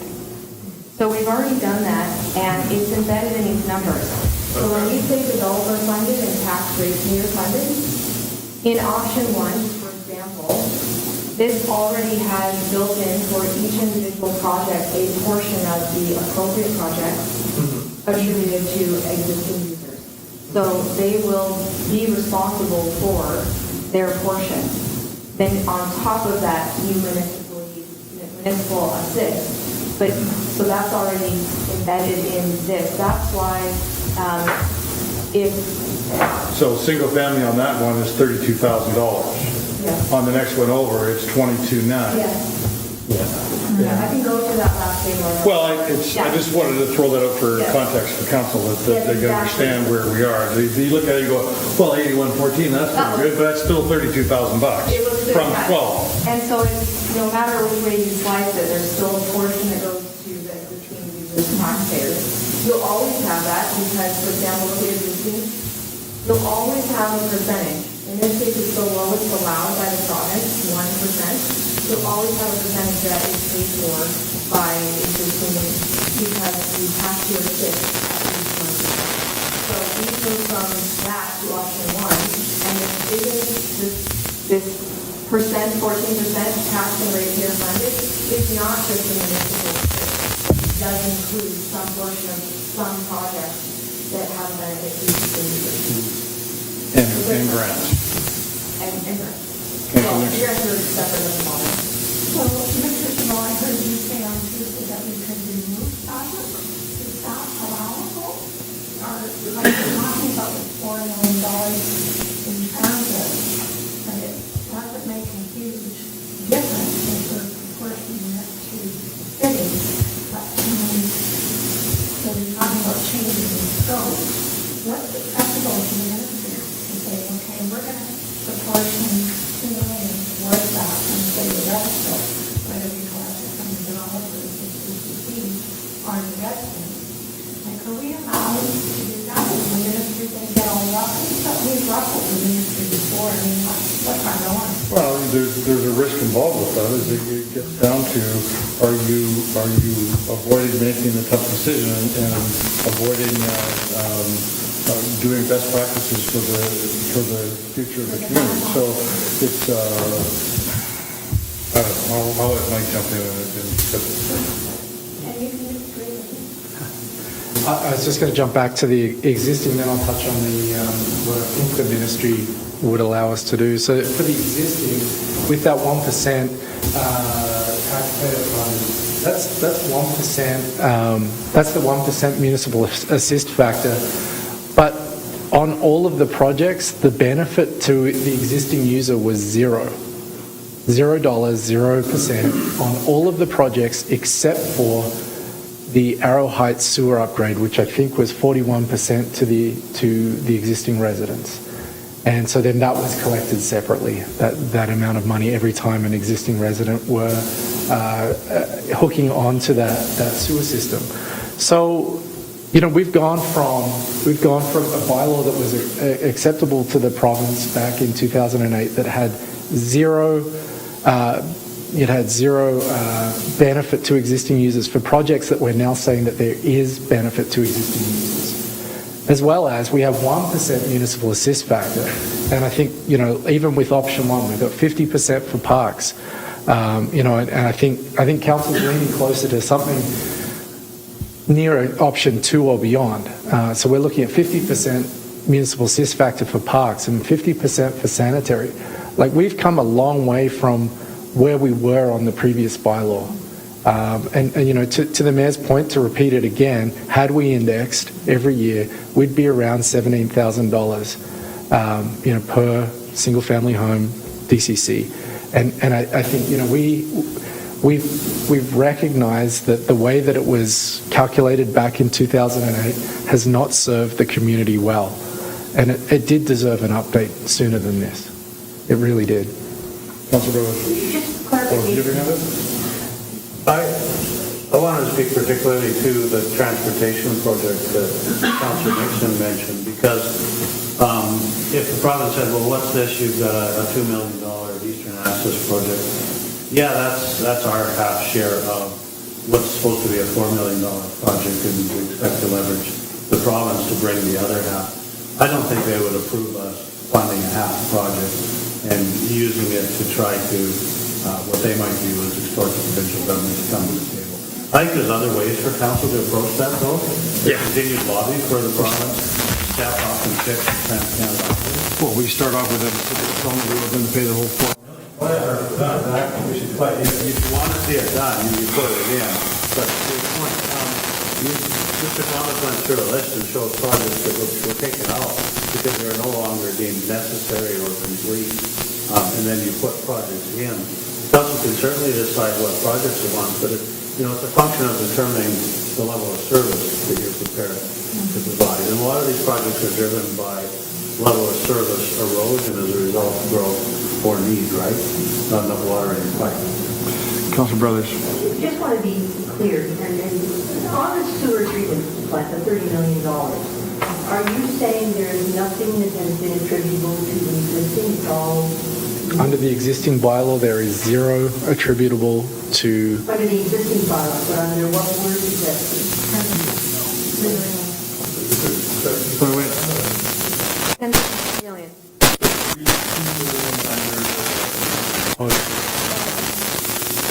Option 1 you're talking about. Before any municipal disaster, we put 10% on the sewage treatment plant. What about, Everything else. another line item? Yeah. Well, that's your biggest one, because that was. That drives everything. Again, if the percentage is that your existing law has 0% on every project, and something that they practice, but there's a reason that the percentages are low to existing users, because there's a development-driven process. And to say that the taxpayers should have a larger pipe that they don't need is a difficult problem. Can we see those numbers? Yeah, the Backward report has all the calculations, and we're trying to get there. If we have a little bit of direction on a rate option and a phasing plan and so on, we can draft a bylaw, a background report, and that's really in the process, the actual best practice process, that's the first, we've really kind of split things out and slowly shown steps of improvement steps. Yeah, sorry, just following up, why would you choose 10, how do you choose 10%? Yeah, it's a difficult decision. It's, again, professionally based. And you look at, first of all, was this project being needed at all? If you had not one person doing it. And so think about the treatment plant, and as Mike's already gone through, currently, you're needing your permit. You're needing your permit currently. You won't need your permit within 20 years, sure, do so. But let's say the argument is, we got a sewage plant that we're having trouble with right now, with Oh, and you are not allowed to charge DCCs for operations and maintenance. So the blowers, so what you're doing right now, your upgrades, which is just one piece of operations and maintenance, that's not DCC. But when we were talking about adding extra stuff, I remember Mike, you said, well, the real solution is to get a new treatment plant, that's what we eventually need. So do you not attribute more than 10%? And I'm just playing the devil's advocate. You don't need a treatment plant if you don't have a road, because you're meeting your permit limit. But as soon as you need a new license, you can expect new regulations. One of the other things I think council needs to understand, if we were to go with a mechanical plant, which is what that $30 million originally was suggesting, and we're looking at options right now. But if we went with a fully mechanical plant, our operating costs would go up 6 times. So the user rates that we have now, even without looking at any of this DCC stuff, and let's say we magically get a grant for $30 million and we build that new treatment plant, our sewer rates effectively should go from $250 to about $1,000. And so like this is where we're having these discussions, and there's so many different pieces of the discussion here. We don't need to spend $1,000 a year per residence on sewer treatment at this time. If we grow and it's deemed that is the best option, and it goes through a whole liquid waste management planning process, and that's the solution that's recommended by the province, is accepted by the province, recommended by the consultant that does the work, and ultimately goes through the public process. One of the things that will be discussed is what our sewer cost recovery method is going to be. And it's going to be user rates. And it's going to go up at least 4 to 6 times more expensive for a mechanical sewer treatment plant than what we've got now. So when we look at, on top of that, we're talking about potentially assisting the sewer DCCs in the first year somewhere between 60 to 70 and dropping that down to 50%. And as a result of that alone, we're already almost doubling the sewer rates, we're talking about some massive increases for sewer treatment in the future. This is going to have huge sticker shock. And I think to Mr. Chabot's point, the long-term impacts on user rates and taxes is much higher than the short-term impact that's paid once per development. Every person, every year, will pay those taxes or rates, and they don't go down, they go up. Councillor Lindell. I just a two-part question. The first part is pretty simple. We heard it was 10% existing user rate on the street. So, what is the range of percentages that are being applied to other individual line items? 0 to 50? 0 to 50. Yes, Okay. and again, if it's mainly renewal to existing users, you really can plan for that being a DCC project. Yeah, okay. Yeah, because my concern is, without having that, another clarification question, that's going to be forthcoming in the report that you referenced on Tuesday, and that's not been really No, I mean, anywhere it's yet. professional revenue based on the municipal dispatchers council decision. And to kind of frame that, let's just say that we made a professional decision that it's 50% to existing users, which it absolutely is not. In the end, this number would still be these percentages. You would just, all you guys would likely do, because you have some target rates in mind, is you would municipally assist a little bit less. And if you municipally assist a little bit less, the end result is still that $71 million of infrastructure needs to be built. And so you're still looking at these numbers. And I guess my concern, and I want you to help me with this, is, we've engaged, it's basically order of operations. We've engaged in a division to come to a sum, and then we're being asked to subsequently divide again.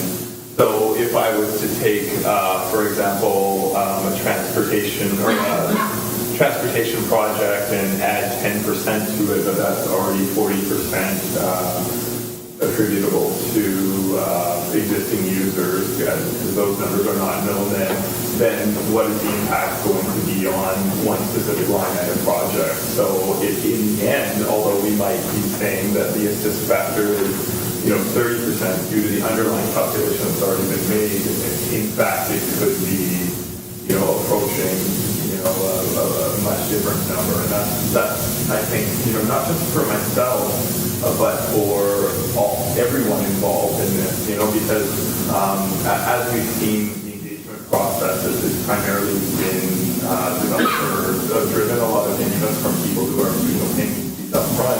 But then when we get into some of the more complex tables that we were seeing today and seeing the portion that would be attributable to taxation, that is going to draw a lot more people in depending on what decision we make today. But without that, those fundamental underlying order of operations and understanding, pick this $100,000 item or that $2 million item, and what calculation derives to that will be. I think it speaks to just the mathematics of doing the question, but the underlying more fundamental political question is fairness.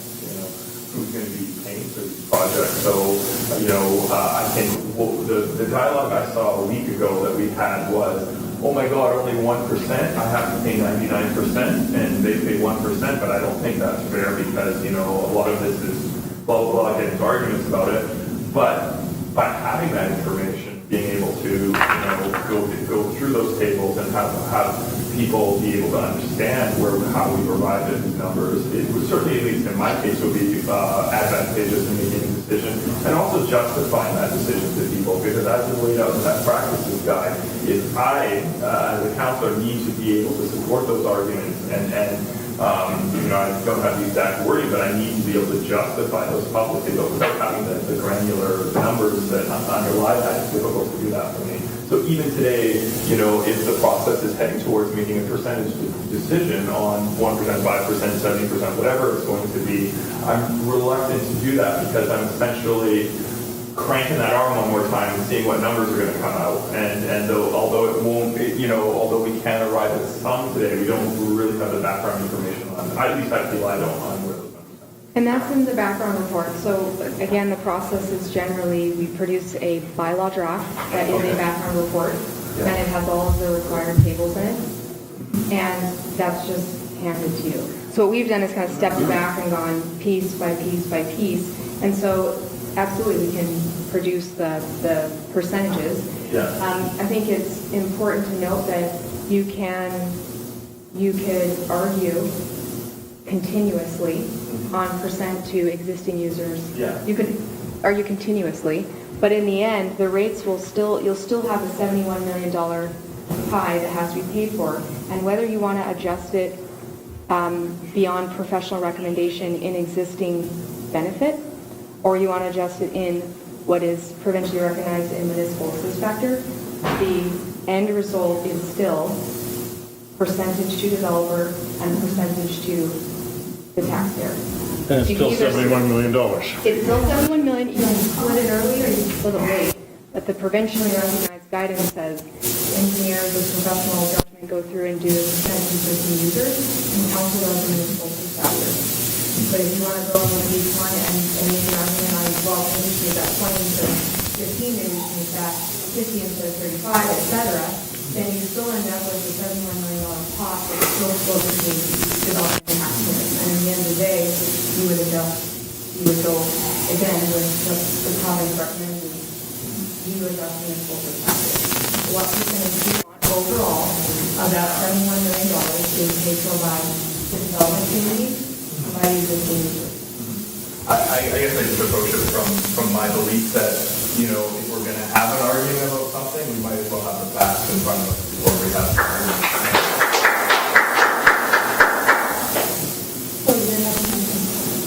Well, it's First part of a reading. public process, like we committed that, it's still not quite defined, but if we have a gymnasium full of 100 tables where everyone can go look and make up their decision, make up their minds about it, and see the impact of, because, you know, from a council perspective, I feel what we've done is, you know, we've put some bad numbers out, not bad numbers in terms of high cost numbers, we put some, you know, a expensive price tag in front of people, and the people who are most directly impacted on that have come forward and voice their opinion. But then, you know, when we're going over some of these numbers and looking at the tax implication, you know, we're going to draw the other interested stakeholders, which are the taxpayers, into this as well. Which are already paying a percentage of all these projects. Yeah, who are, and I just think, you know, having the numbers will help us at this point so that everyone can have a better understanding of it. So the reason why we have the options of the 50 and the 70% at the end is because one of the ideas that I brought forward was phasing in the sewer on the single-family residential would 22, probably get down to 18,000 and increasing it over 5 years. But the only thing that was acceptable to the ministry was have this corresponding increase on the other side. Because you can't do one without the other. Even part of the cost. Right. You can't say that even though the treatment plant is $30 million estimated, you can't just type overwrite $15 million and say, we'll phase in the project cost over time. The way you phase in the rates like you suggested it is through a municipal assist factor adjustment. That's the phasing. It's not like when you buy a car with 0% interest. You just can't. Councilor Brothers. I agree entirely with Aaron. We've just gone through sort of step 2 and step 3 of the best practices, and that would be step 4 is when we have that information. And we may end up with exactly the same thing as you said, you know, once we add in the assist factor. But what it does is it lets everybody know how we arrive at a decision. And I think the assist factor we can play with, but I think that we have to come to a decision on the benefit to the existing versus the growth, and that's a number that's firmer. You might argue it back and forth, but council will come to a decision that that's the number that we're taking. You know, so I agree with Councilor. Councilor Nixon. Your worship, are we actually looking for the whole bylaw with the whole report to the bylaw? And we can't get to the bylaw till we tell you what we want to assist percentage-wise? It would be helpful to be able to frame the product with what your intents are. And if your intents are not to assist, option one, for example, if that's just a no-go, that would be helpful information. Is there a rate area that has some support at the table? Well, the problem with going to a rate that's acceptable is it has the opposite effect at the other side, which is not acceptable. And in my mind, anyway. I'm going to defer to Just a comment generally. We can try to provide the best numbers possible for council, but in my experience, those numbers are always going to be wrong. These projects aren't going to be built today. They're going to be built at some time in the future. What you have is a program that's designed to collect $71 million for a list of projects that you hope cost that. Experience shows typically that by the time you get around to building the projects, they cost a lot more than you projected at the time you started collecting the fees, and you're short, and the risk of that goes to the taxpayer. We can debate, is this the right number or not? This is not a perfect tool. It's got a level of imprecision to it. And it's, I guess, the best the province has provided us with respect to financing development and growth-related infrastructure. But it's far from perfect. Well, I think that the real difficulty is you look at the history of huge projects in the community, they're all built with a certain level of grants, and you cannot put grants into a DCC bylaw, and you can't rely on them because they're unreliable. That's the easiest way to say it. Some people think that we can put grants in this, and we cannot. We have to account for every dollar that's going to be spent, but knowing full well, at least in my mind, that projects are going to be built when the timing is right, and the timing is going to be right when the government steps up at the table and helps us do these projects. The risk part is that talking sewage is the elephant in the room. Is that the day is going to come if we don't have grants for sewage, we're going to have to bite the bullet and do it. Period. Or everything stops, and whatever we've collected will go towards the project. The rest of it is all going to be borrowed, and that borrowed money will be paid for through taxpayers and by future DCCs. I'm not sure. Oh, Mike, you were next on the list. I was just going to mention, I'm not sure. It seems like council is quite concerned about the impact to the residents from these DCCs. What that shows is one option for collecting that money, and I'm not an advocate for collecting money through borrowing until a project's ready to go and you know exactly what the costs are. But that could be collected. That municipal assistance factor amount could be collected through borrowing in the future. So putting it out there, that is an option, and then what you're doing is making sure that you collect it, that your rates are high enough to pay for that borrowing. The risk, and again, this is how much risk are you willing to take? The risk is we have other projects in the community that are not development growth-related projects that will need to be done in the next 20 to 30 to 40 years that we can't tie up borrowing for. We can't tie up borrowing if we're going to need it for those projects as well. So like this, that's a risk. Council can choose to take that risk. I wouldn't recommend it without some serious analysis of all of the potential projects that we might need to do in the next 20, 30 years. But if we have to do a project that's not growth related, that we don't have DCCs for, and council has mentioned a couple of times over the last couple of weeks the 15-year financial plan. And one of the things that we did in the 15-year financial plan that needs a lot of refinement, it's not a perfect tool, but one of the things that we did was from years 6 to 15 in the 15-year financial plan, we actually allocated money towards the assets that are likely to be funding in the next 20, 30 years. And so we looked at what the expected remaining lifespan of that asset is and put an amount in there. So when I look at the total estimated replacement value all of the projects listed in my list on the 15-year financial plan that I worked on, I'm at about $600 million worth of assets that we own. Many of them are more than half of their life has been expended.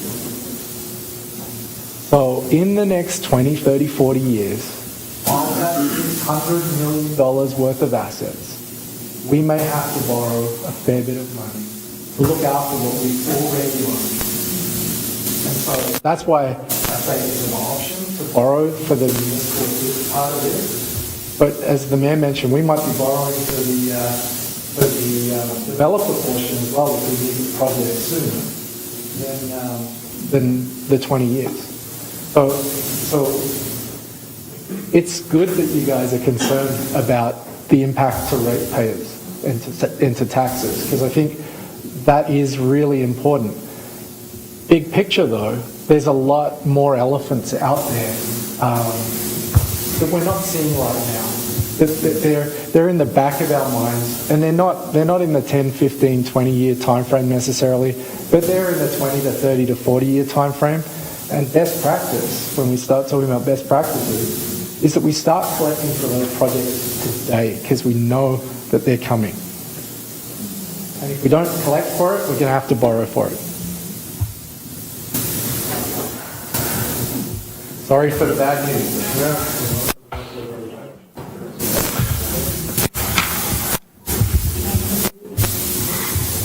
Well, I think that what we should be doing is, I think that we should be paring down our table so it's not so confusing, and then putting together a package that's going to go out to the public and look at the next go round of comments. In the meantime,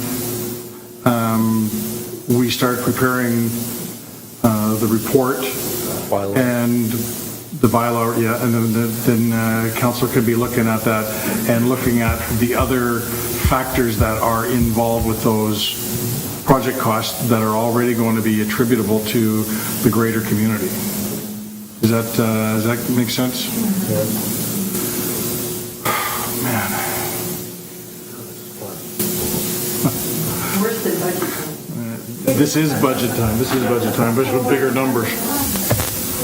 Anyways, I think we're just going to keep going round and round until we start paring it down. Councillor Nixon. Well, I just want to pare down the existing take-off option one and concentrate on 2 Well, and I think that option 1 should be left there to show where we're coming from. Yeah. So, and you know, it's not acceptable. It's not acceptable to anybody. And you know, I guess that, you know, I always work different ways. I looked at when you got $32,000 and you're going from 12, it's not acceptable. And I'm talking about single-family residential.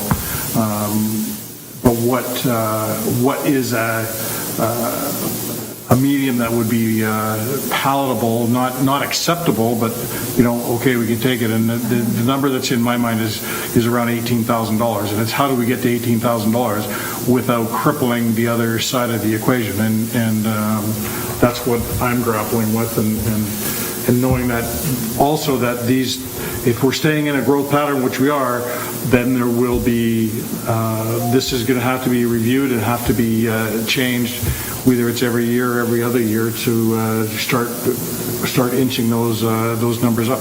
There's just no other way. So I guess it's, I'm hoping that staff and Lisa got enough information to get moving forward so we can start paring down numbers and start getting information that's easily understood by the public and by council. Anybody else got anything else you want to say? Councillor Lindo? So then, assuming we're decide on what information to put forward, what is the next step? When we talk about taking it over to the public, exactly. Well, I guess if you're looking to pare it down, I think 5, 6, and 7 is going at 70%, I don't think that is acceptable, but taking 5, 6, and 7 off and leaving the other ones there to do a more comparison analysis and so that council can look at it. Is that, Mike? Mr. Clarity, the option 5 is the sister of option 3. Yeah, so option 5 and 3. Why am I missing this? Option 5 and 2. Sorry, yes, you're right. So is that something that council's still interested in going, like, let's pick the rates, so go down to area 1. All right, So from 18 and ending up at option 2 over 5 years, is that something that council's still interested in?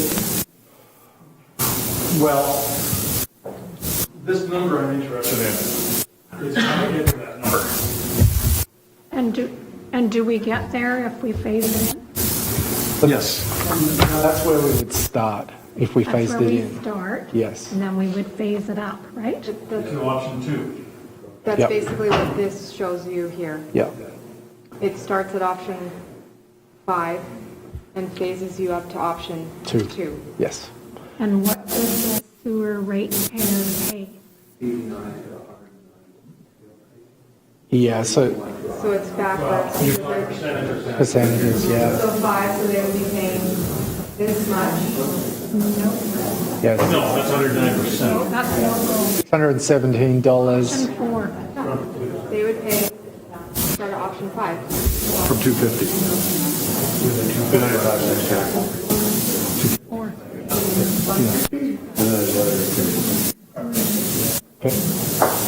Well, What if we start at option 4 and phase it in?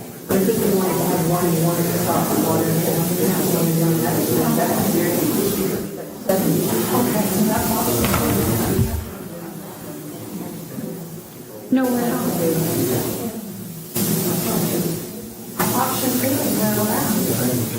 well, that's the recommendation from staff.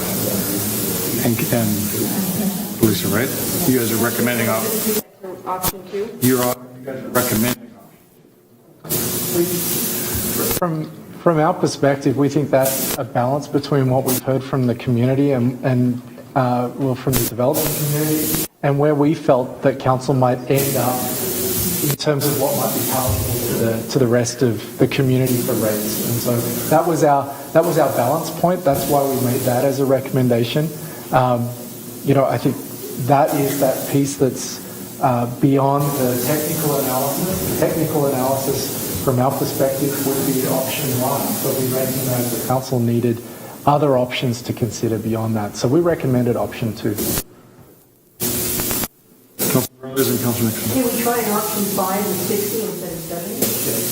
So that would bring, so rather than it being 109% increase over the 295, it would be 95%. So yes, we can definitely look at what it does from 60% down to 50% over 5 years. 2 5 savings from 60 to 50? All right. Oh, Councilor Nixon, you had your hand up. Do you need a motion or anything today or? You'd like some direction, resolution from council? A couple of things. The first one would be, I think the mayor's raised some good points about the Eastern Access project, and so that's certainly something that we can go back and look at. I'm not sure we need a motion specifically on that, but that's something that we can definitely commit to looking at before we present the background report, and we'll provide some commentary on how we ended up with where we ended up. The other piece that would be great to have a resolution, some direction on is this something that council wants to look at is 60, phasing into 50 for the sanitary sewer, and we call it option 5 amended going to option 2. Yeah. Well, I think that you're going to put a table together and we're going to put that as a new option and call it 5.A or 5.2 or whatever. And then it's paring down the information so we can go out to the public with. And Councilor English, you had your hand up. When the background report is produced, I just want to reconfirm that Councilor Armando's questions are going to be Yes. in that report, so we'll be able to go through that. The background report is for include items, so it's down to the table of contents, every table, every single minute. So we'll have in there what the province has required. Outside of that, there are technical and engineering questions and, information like that, outside of the actual required background report, we can do that separately. So I was just looking at the background report and then what are questions that aren't answered and that you have. But that would be, the background report remains what it needs to be intact for the province. Mr. Nixon. Just a question for staff, do we need another special meeting so that we can move the bylaw ahead? Because until they get on the action, we need again, do you want? Yes. Yeah, we fit in a hole to make a recommendation. You can't apply at all. So you can give direction in regards to these matters at this meeting. But what I'm hearing is make this information available, say Council Vince would say, and allow some more comments. So that probably means we're coming back at the earliest, the first meeting. Yes. Yeah. Because any recommendations we have here is going to council meeting anyway. Okay. And if we're going to get back on report, we're going to get reports on projects and taxpayer Portions of that.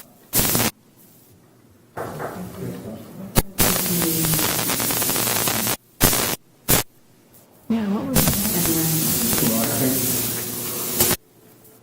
think we need to have something in there, some figures to the public physically. Also, we talked today about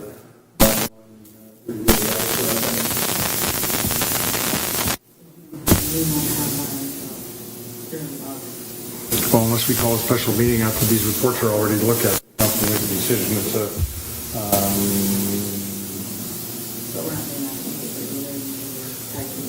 exactly.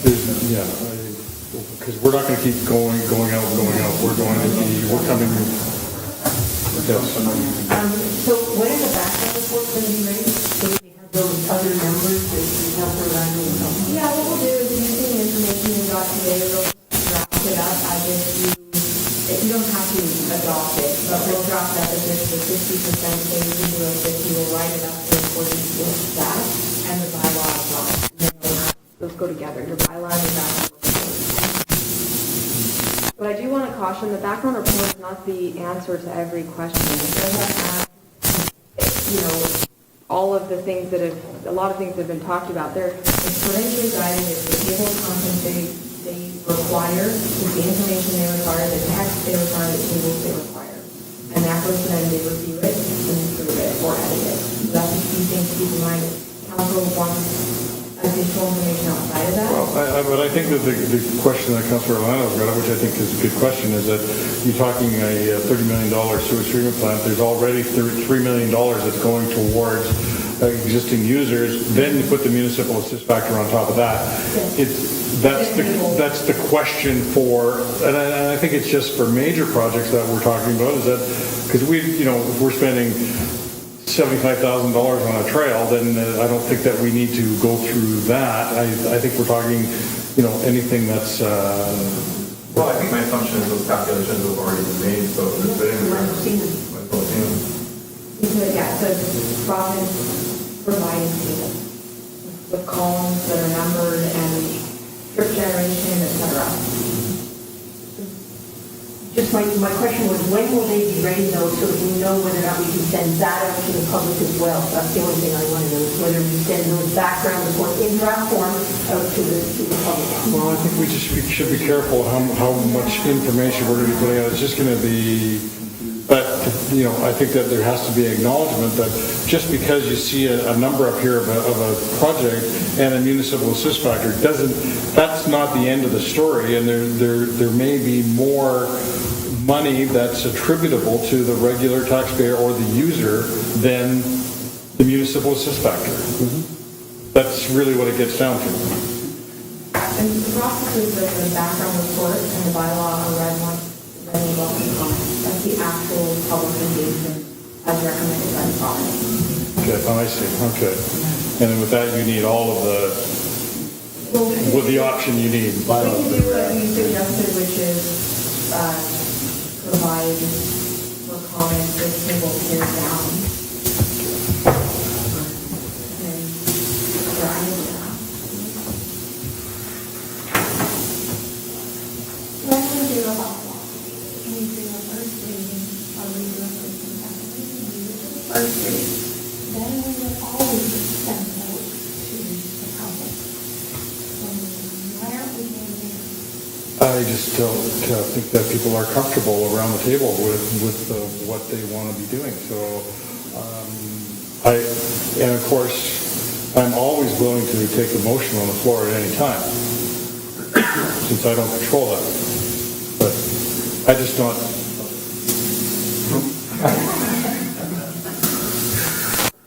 Here's Councilor Nixon.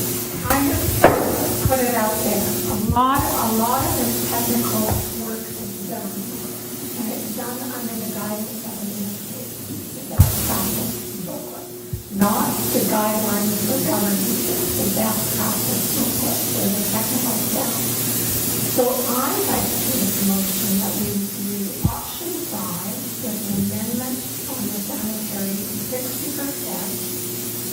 Draw up a bylaw and bring it forward for first reading and then send it out to the public. And we may have to go through what it's like and explain it quick. But I just bring that forward. So let me just get this And quick. then the You want to drop a bylaw with option number 5 at a 60% assist factor on sewer. with phase and plan. Okay. So then that would,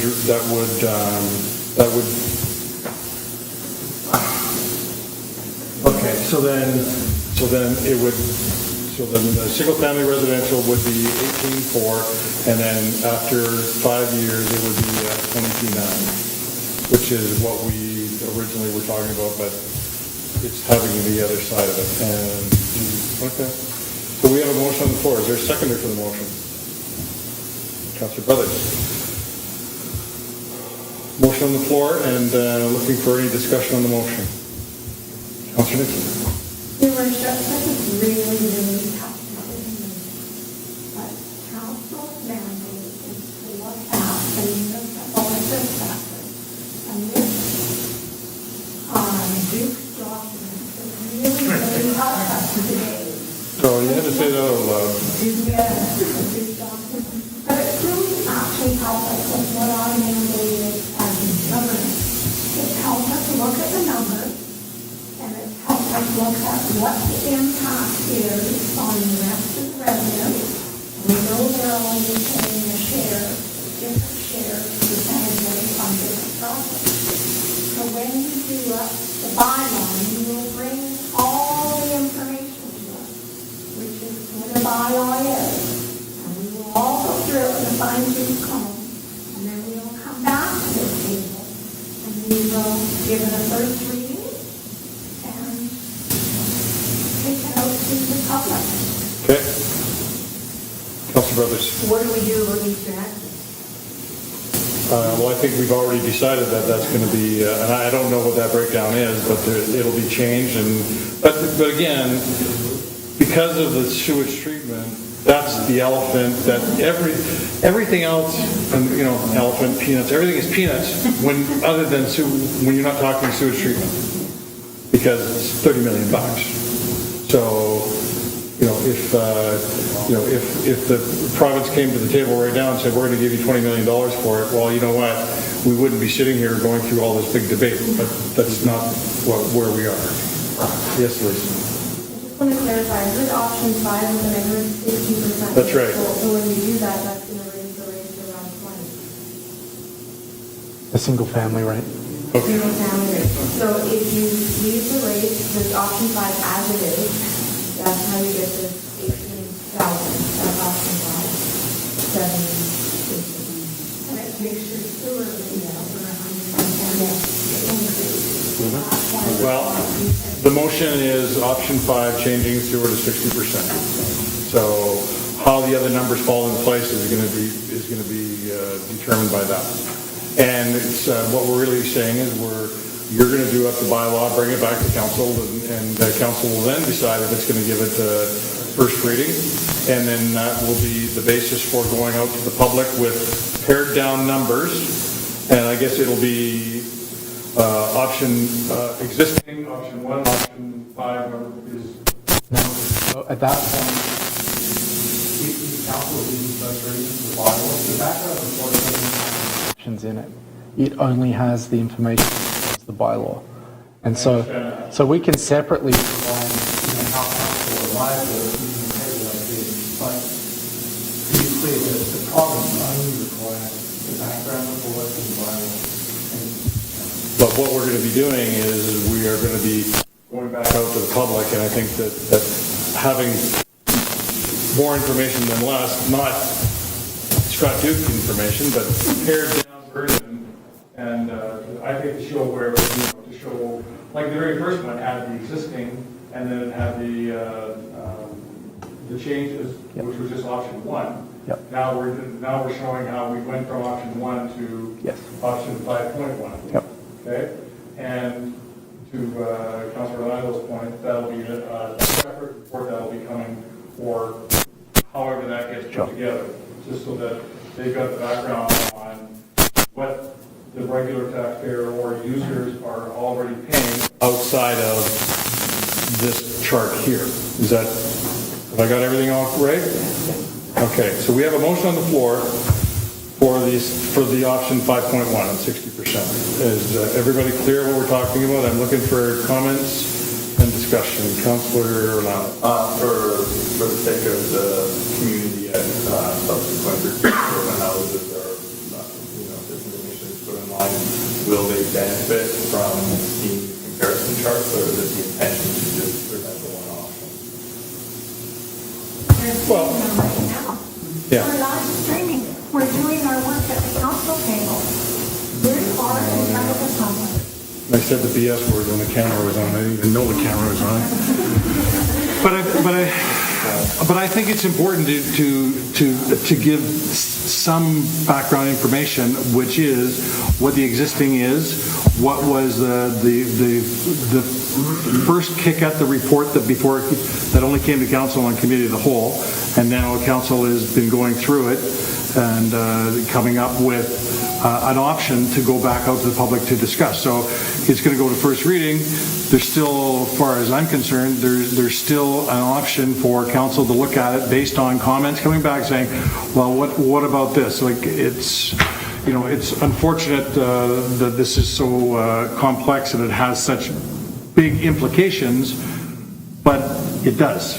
And it's going to take I think it's going to take a long time for everybody to get comfortable of where we're going.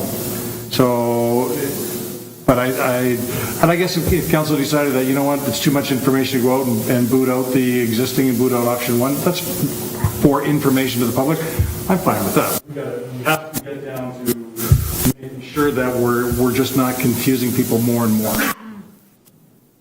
And now I'm getting back to the motion that's on the floor. Councillor Solis. Thank you, Worship. So with this motion, you're preparing or proposing, and with what Councillor Orlando is proposing with answers for our community so that we can physically sit there and explain where we're at. And I think that's what we're all trying to achieve today. So if we're all going on to that sort of thing, then I'm prepared to support this going forward so that we can at least get something to the public and say, this is what it looks like, so this should be done. Yes, Councillor Nixon. And your worship, those numbers may change depending on that question. No. Okay. Motion on the floor. Is there any other comments or questions on the motion?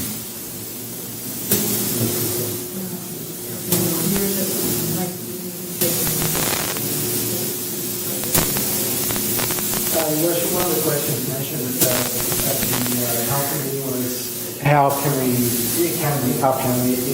incorporate for-profit affordable housing? And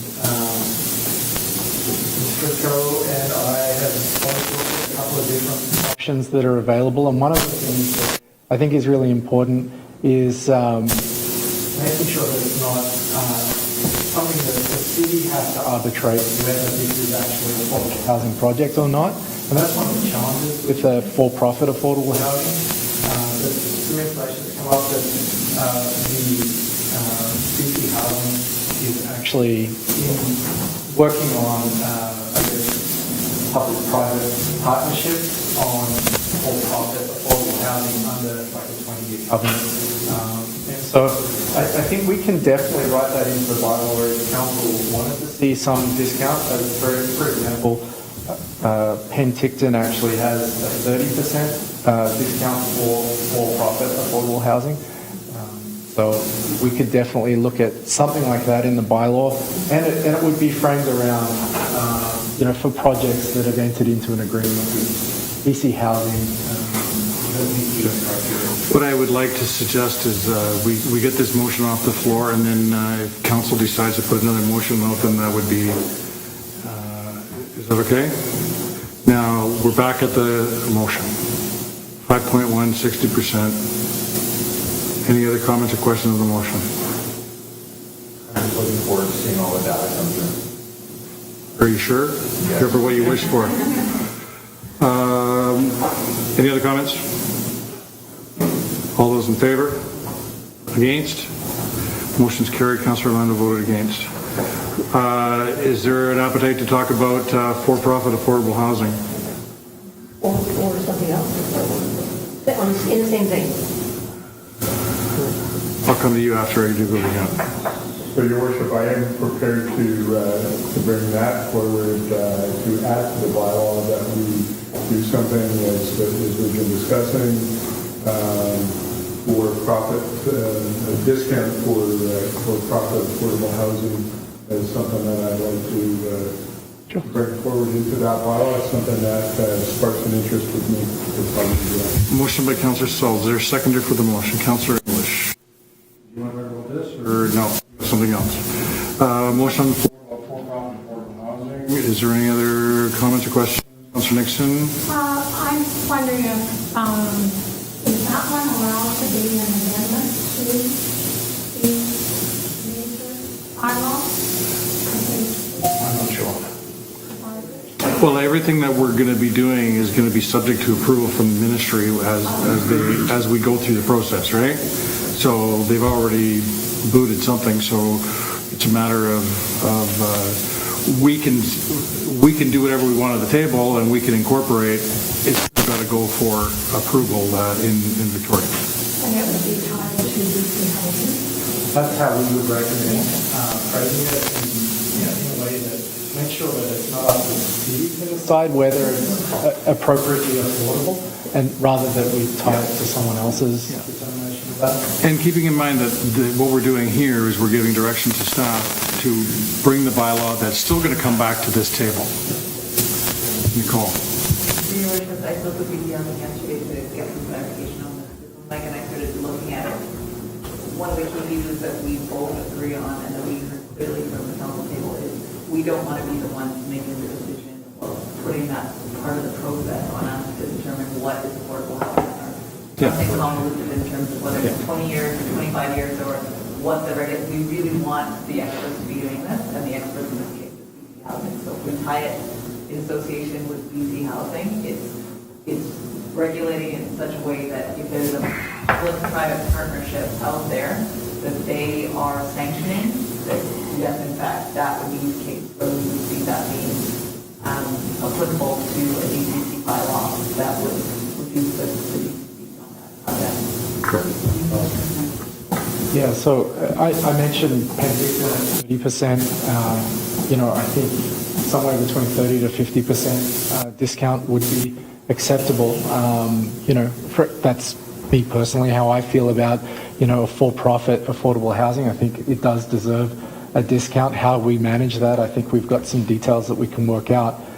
But to get a percentage that we can put into the bylaw from council, just even at this preliminary stage, just to get an idea of what you'd be comfortable. 40%? Amended motion there? It's your motion. Is it okay with the mover and the seconder? Who seconded? Trevor.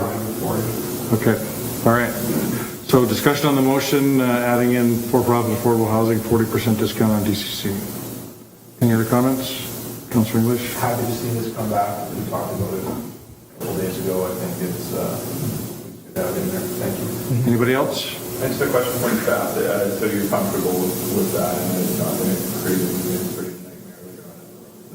No, and I think that's the big benefit of this is, we already in our existing bylaw have a 50% discount for affordable housing that's not for profit, and we've successfully navigated that a couple of times. So I'm not too worried about the administrative side of things. I think that the more difficult administrative portion is deciding for the for-profit what is actually affordable, and so if we can assign that to someone else's criteria, that would be ideal for us. Motion's on the floor for not-for-profit affordable. Any last comments? All in favor? Motion's carried. Thank you. Yes. Oh, yes. One other issue, just in terms of other discounts for smart growth, there are some people who have written in and they talk about discounts for houses that are greenhouses and that type of thing. Is that something that we can incorporate at a later date, or should we talk about it now, or what can we do? And I know it's not just greenhouses. It's density and all sorts of other things. When do we start, or when can we start talking about that? So one of the things that I think is really important is looking at that in terms of the zoning bylaw, and if there is an opportunity for density bonusing through zoning, that's the ideal tool to work it through. The DCC bylaw might end up being amended if you have a zoning bylaw that would allow for that. At the moment, the zoning bylaw doesn't have that flexibility in it, and so we end up with these comprehensive development zones, CD zones. And they're very much one-off, and there's no real guidance given for CD zones in the OCP or in the zoning bylaw. So from my perspective, given that and where the province is at on what they're calling the BC Energy Step Code, that it's going to be mandated that every development is going to be much greener than it is today.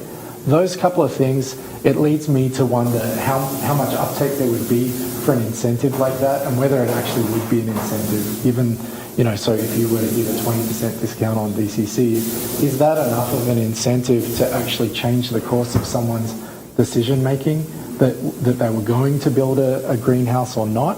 And that's really a much bigger question than what I think we can tackle right now with the information we've got. According to follow on your question, Councilor Brown, according to the DCC best practices guide, it says that residential DCC should be established on a density gradient basis. Our existing bylaw has that to some effect, not necessarily density gradient, but we have a square footage overlay on the various categories of residential development, for example. So I guess I'm seeking clarification on that, in that the best practices guide is seeking that. You mentioned that we do have numerous comprehensive development zones here, and planning practices will say you got a problem when you have comprehensive development zones all over the place, because that shows that your zoning bylaw is inadequate. So I guess my desire is to get us there where we have the zoning bylaw in place. Yet, the answer, Mr. Thomas, that you provided right now has said that, we need to look at other documents such as the zoning for that. However, there is a requirement that this be incorporated in here.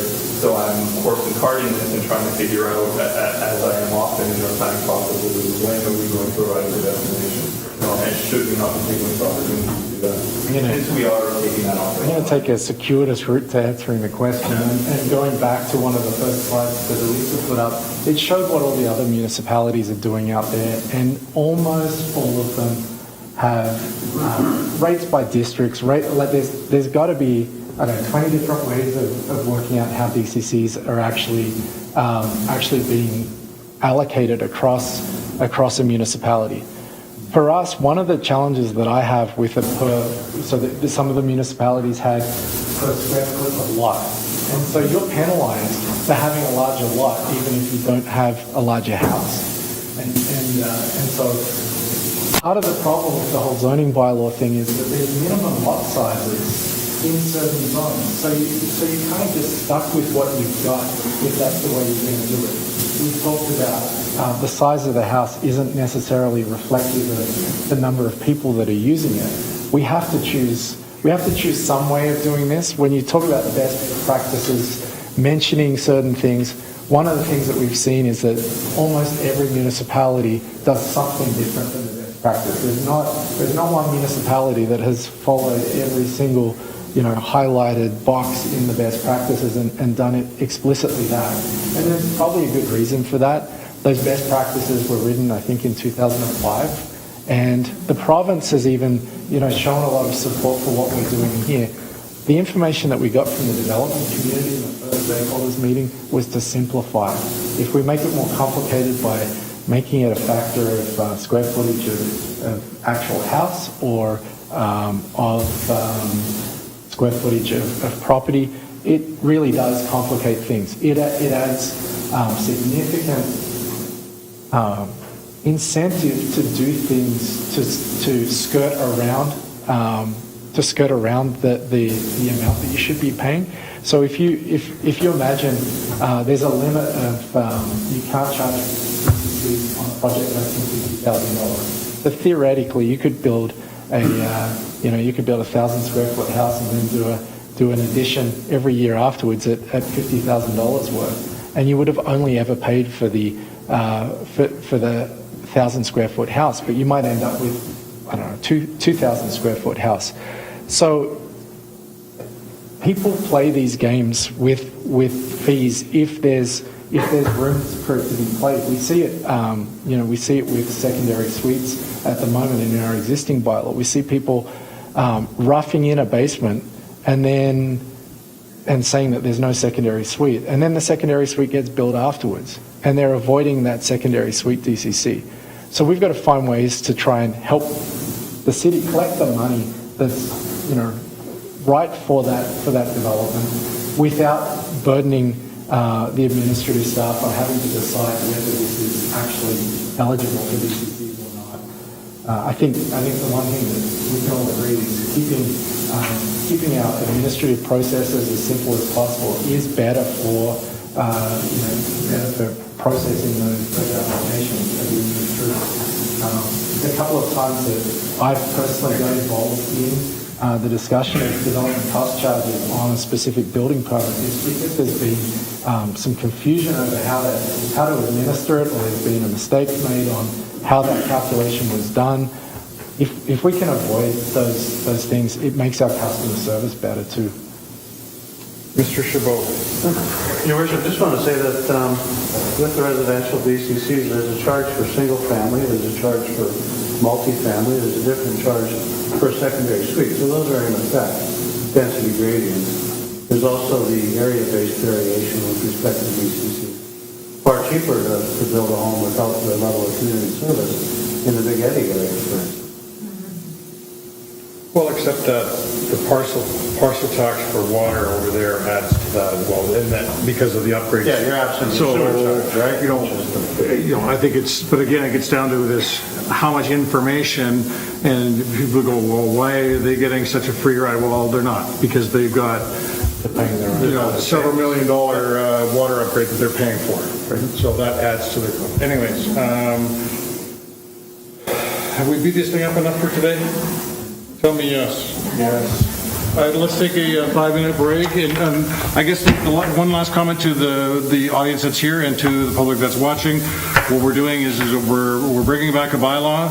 We're bringing back more information so that we can get this out to the public. It's a little bit more refined than the first go round, and there will be opportunities for the public to engage and let council know what they think about the direction that we are starting to move towards. And thanks everybody for the time, the effort, the patience, and the hard work, and the rush hours, even though it's all on one page, but that's okay. I want to thank you, especially you, Lisa, for you're doing a great job for getting the information to us and making the changes that we are, and also thank council and for all the extra time that they're putting in. This is a very complex issue that has huge implications to everybody, not just the development community, has implications to everybody, and it's not easy sitting at this table trying to make a decision and playing King Solomon. And but anyways, we are hopefully getting through it, and it's the fruits of the labor of the DCCs. A lot of us will never see that, because we're talking about doing best practices for projects that are needed in the future, so that we can afford them, and we can also have those projects in place when the growth of the community demands that we have to have them. So it's a big deal, and again, thanks everybody for all the time, and thanks for the audience that comes here and is concerned about it. We are listening and paying attention, and we're trying to balance what we need. So I want to take a 5-minute break.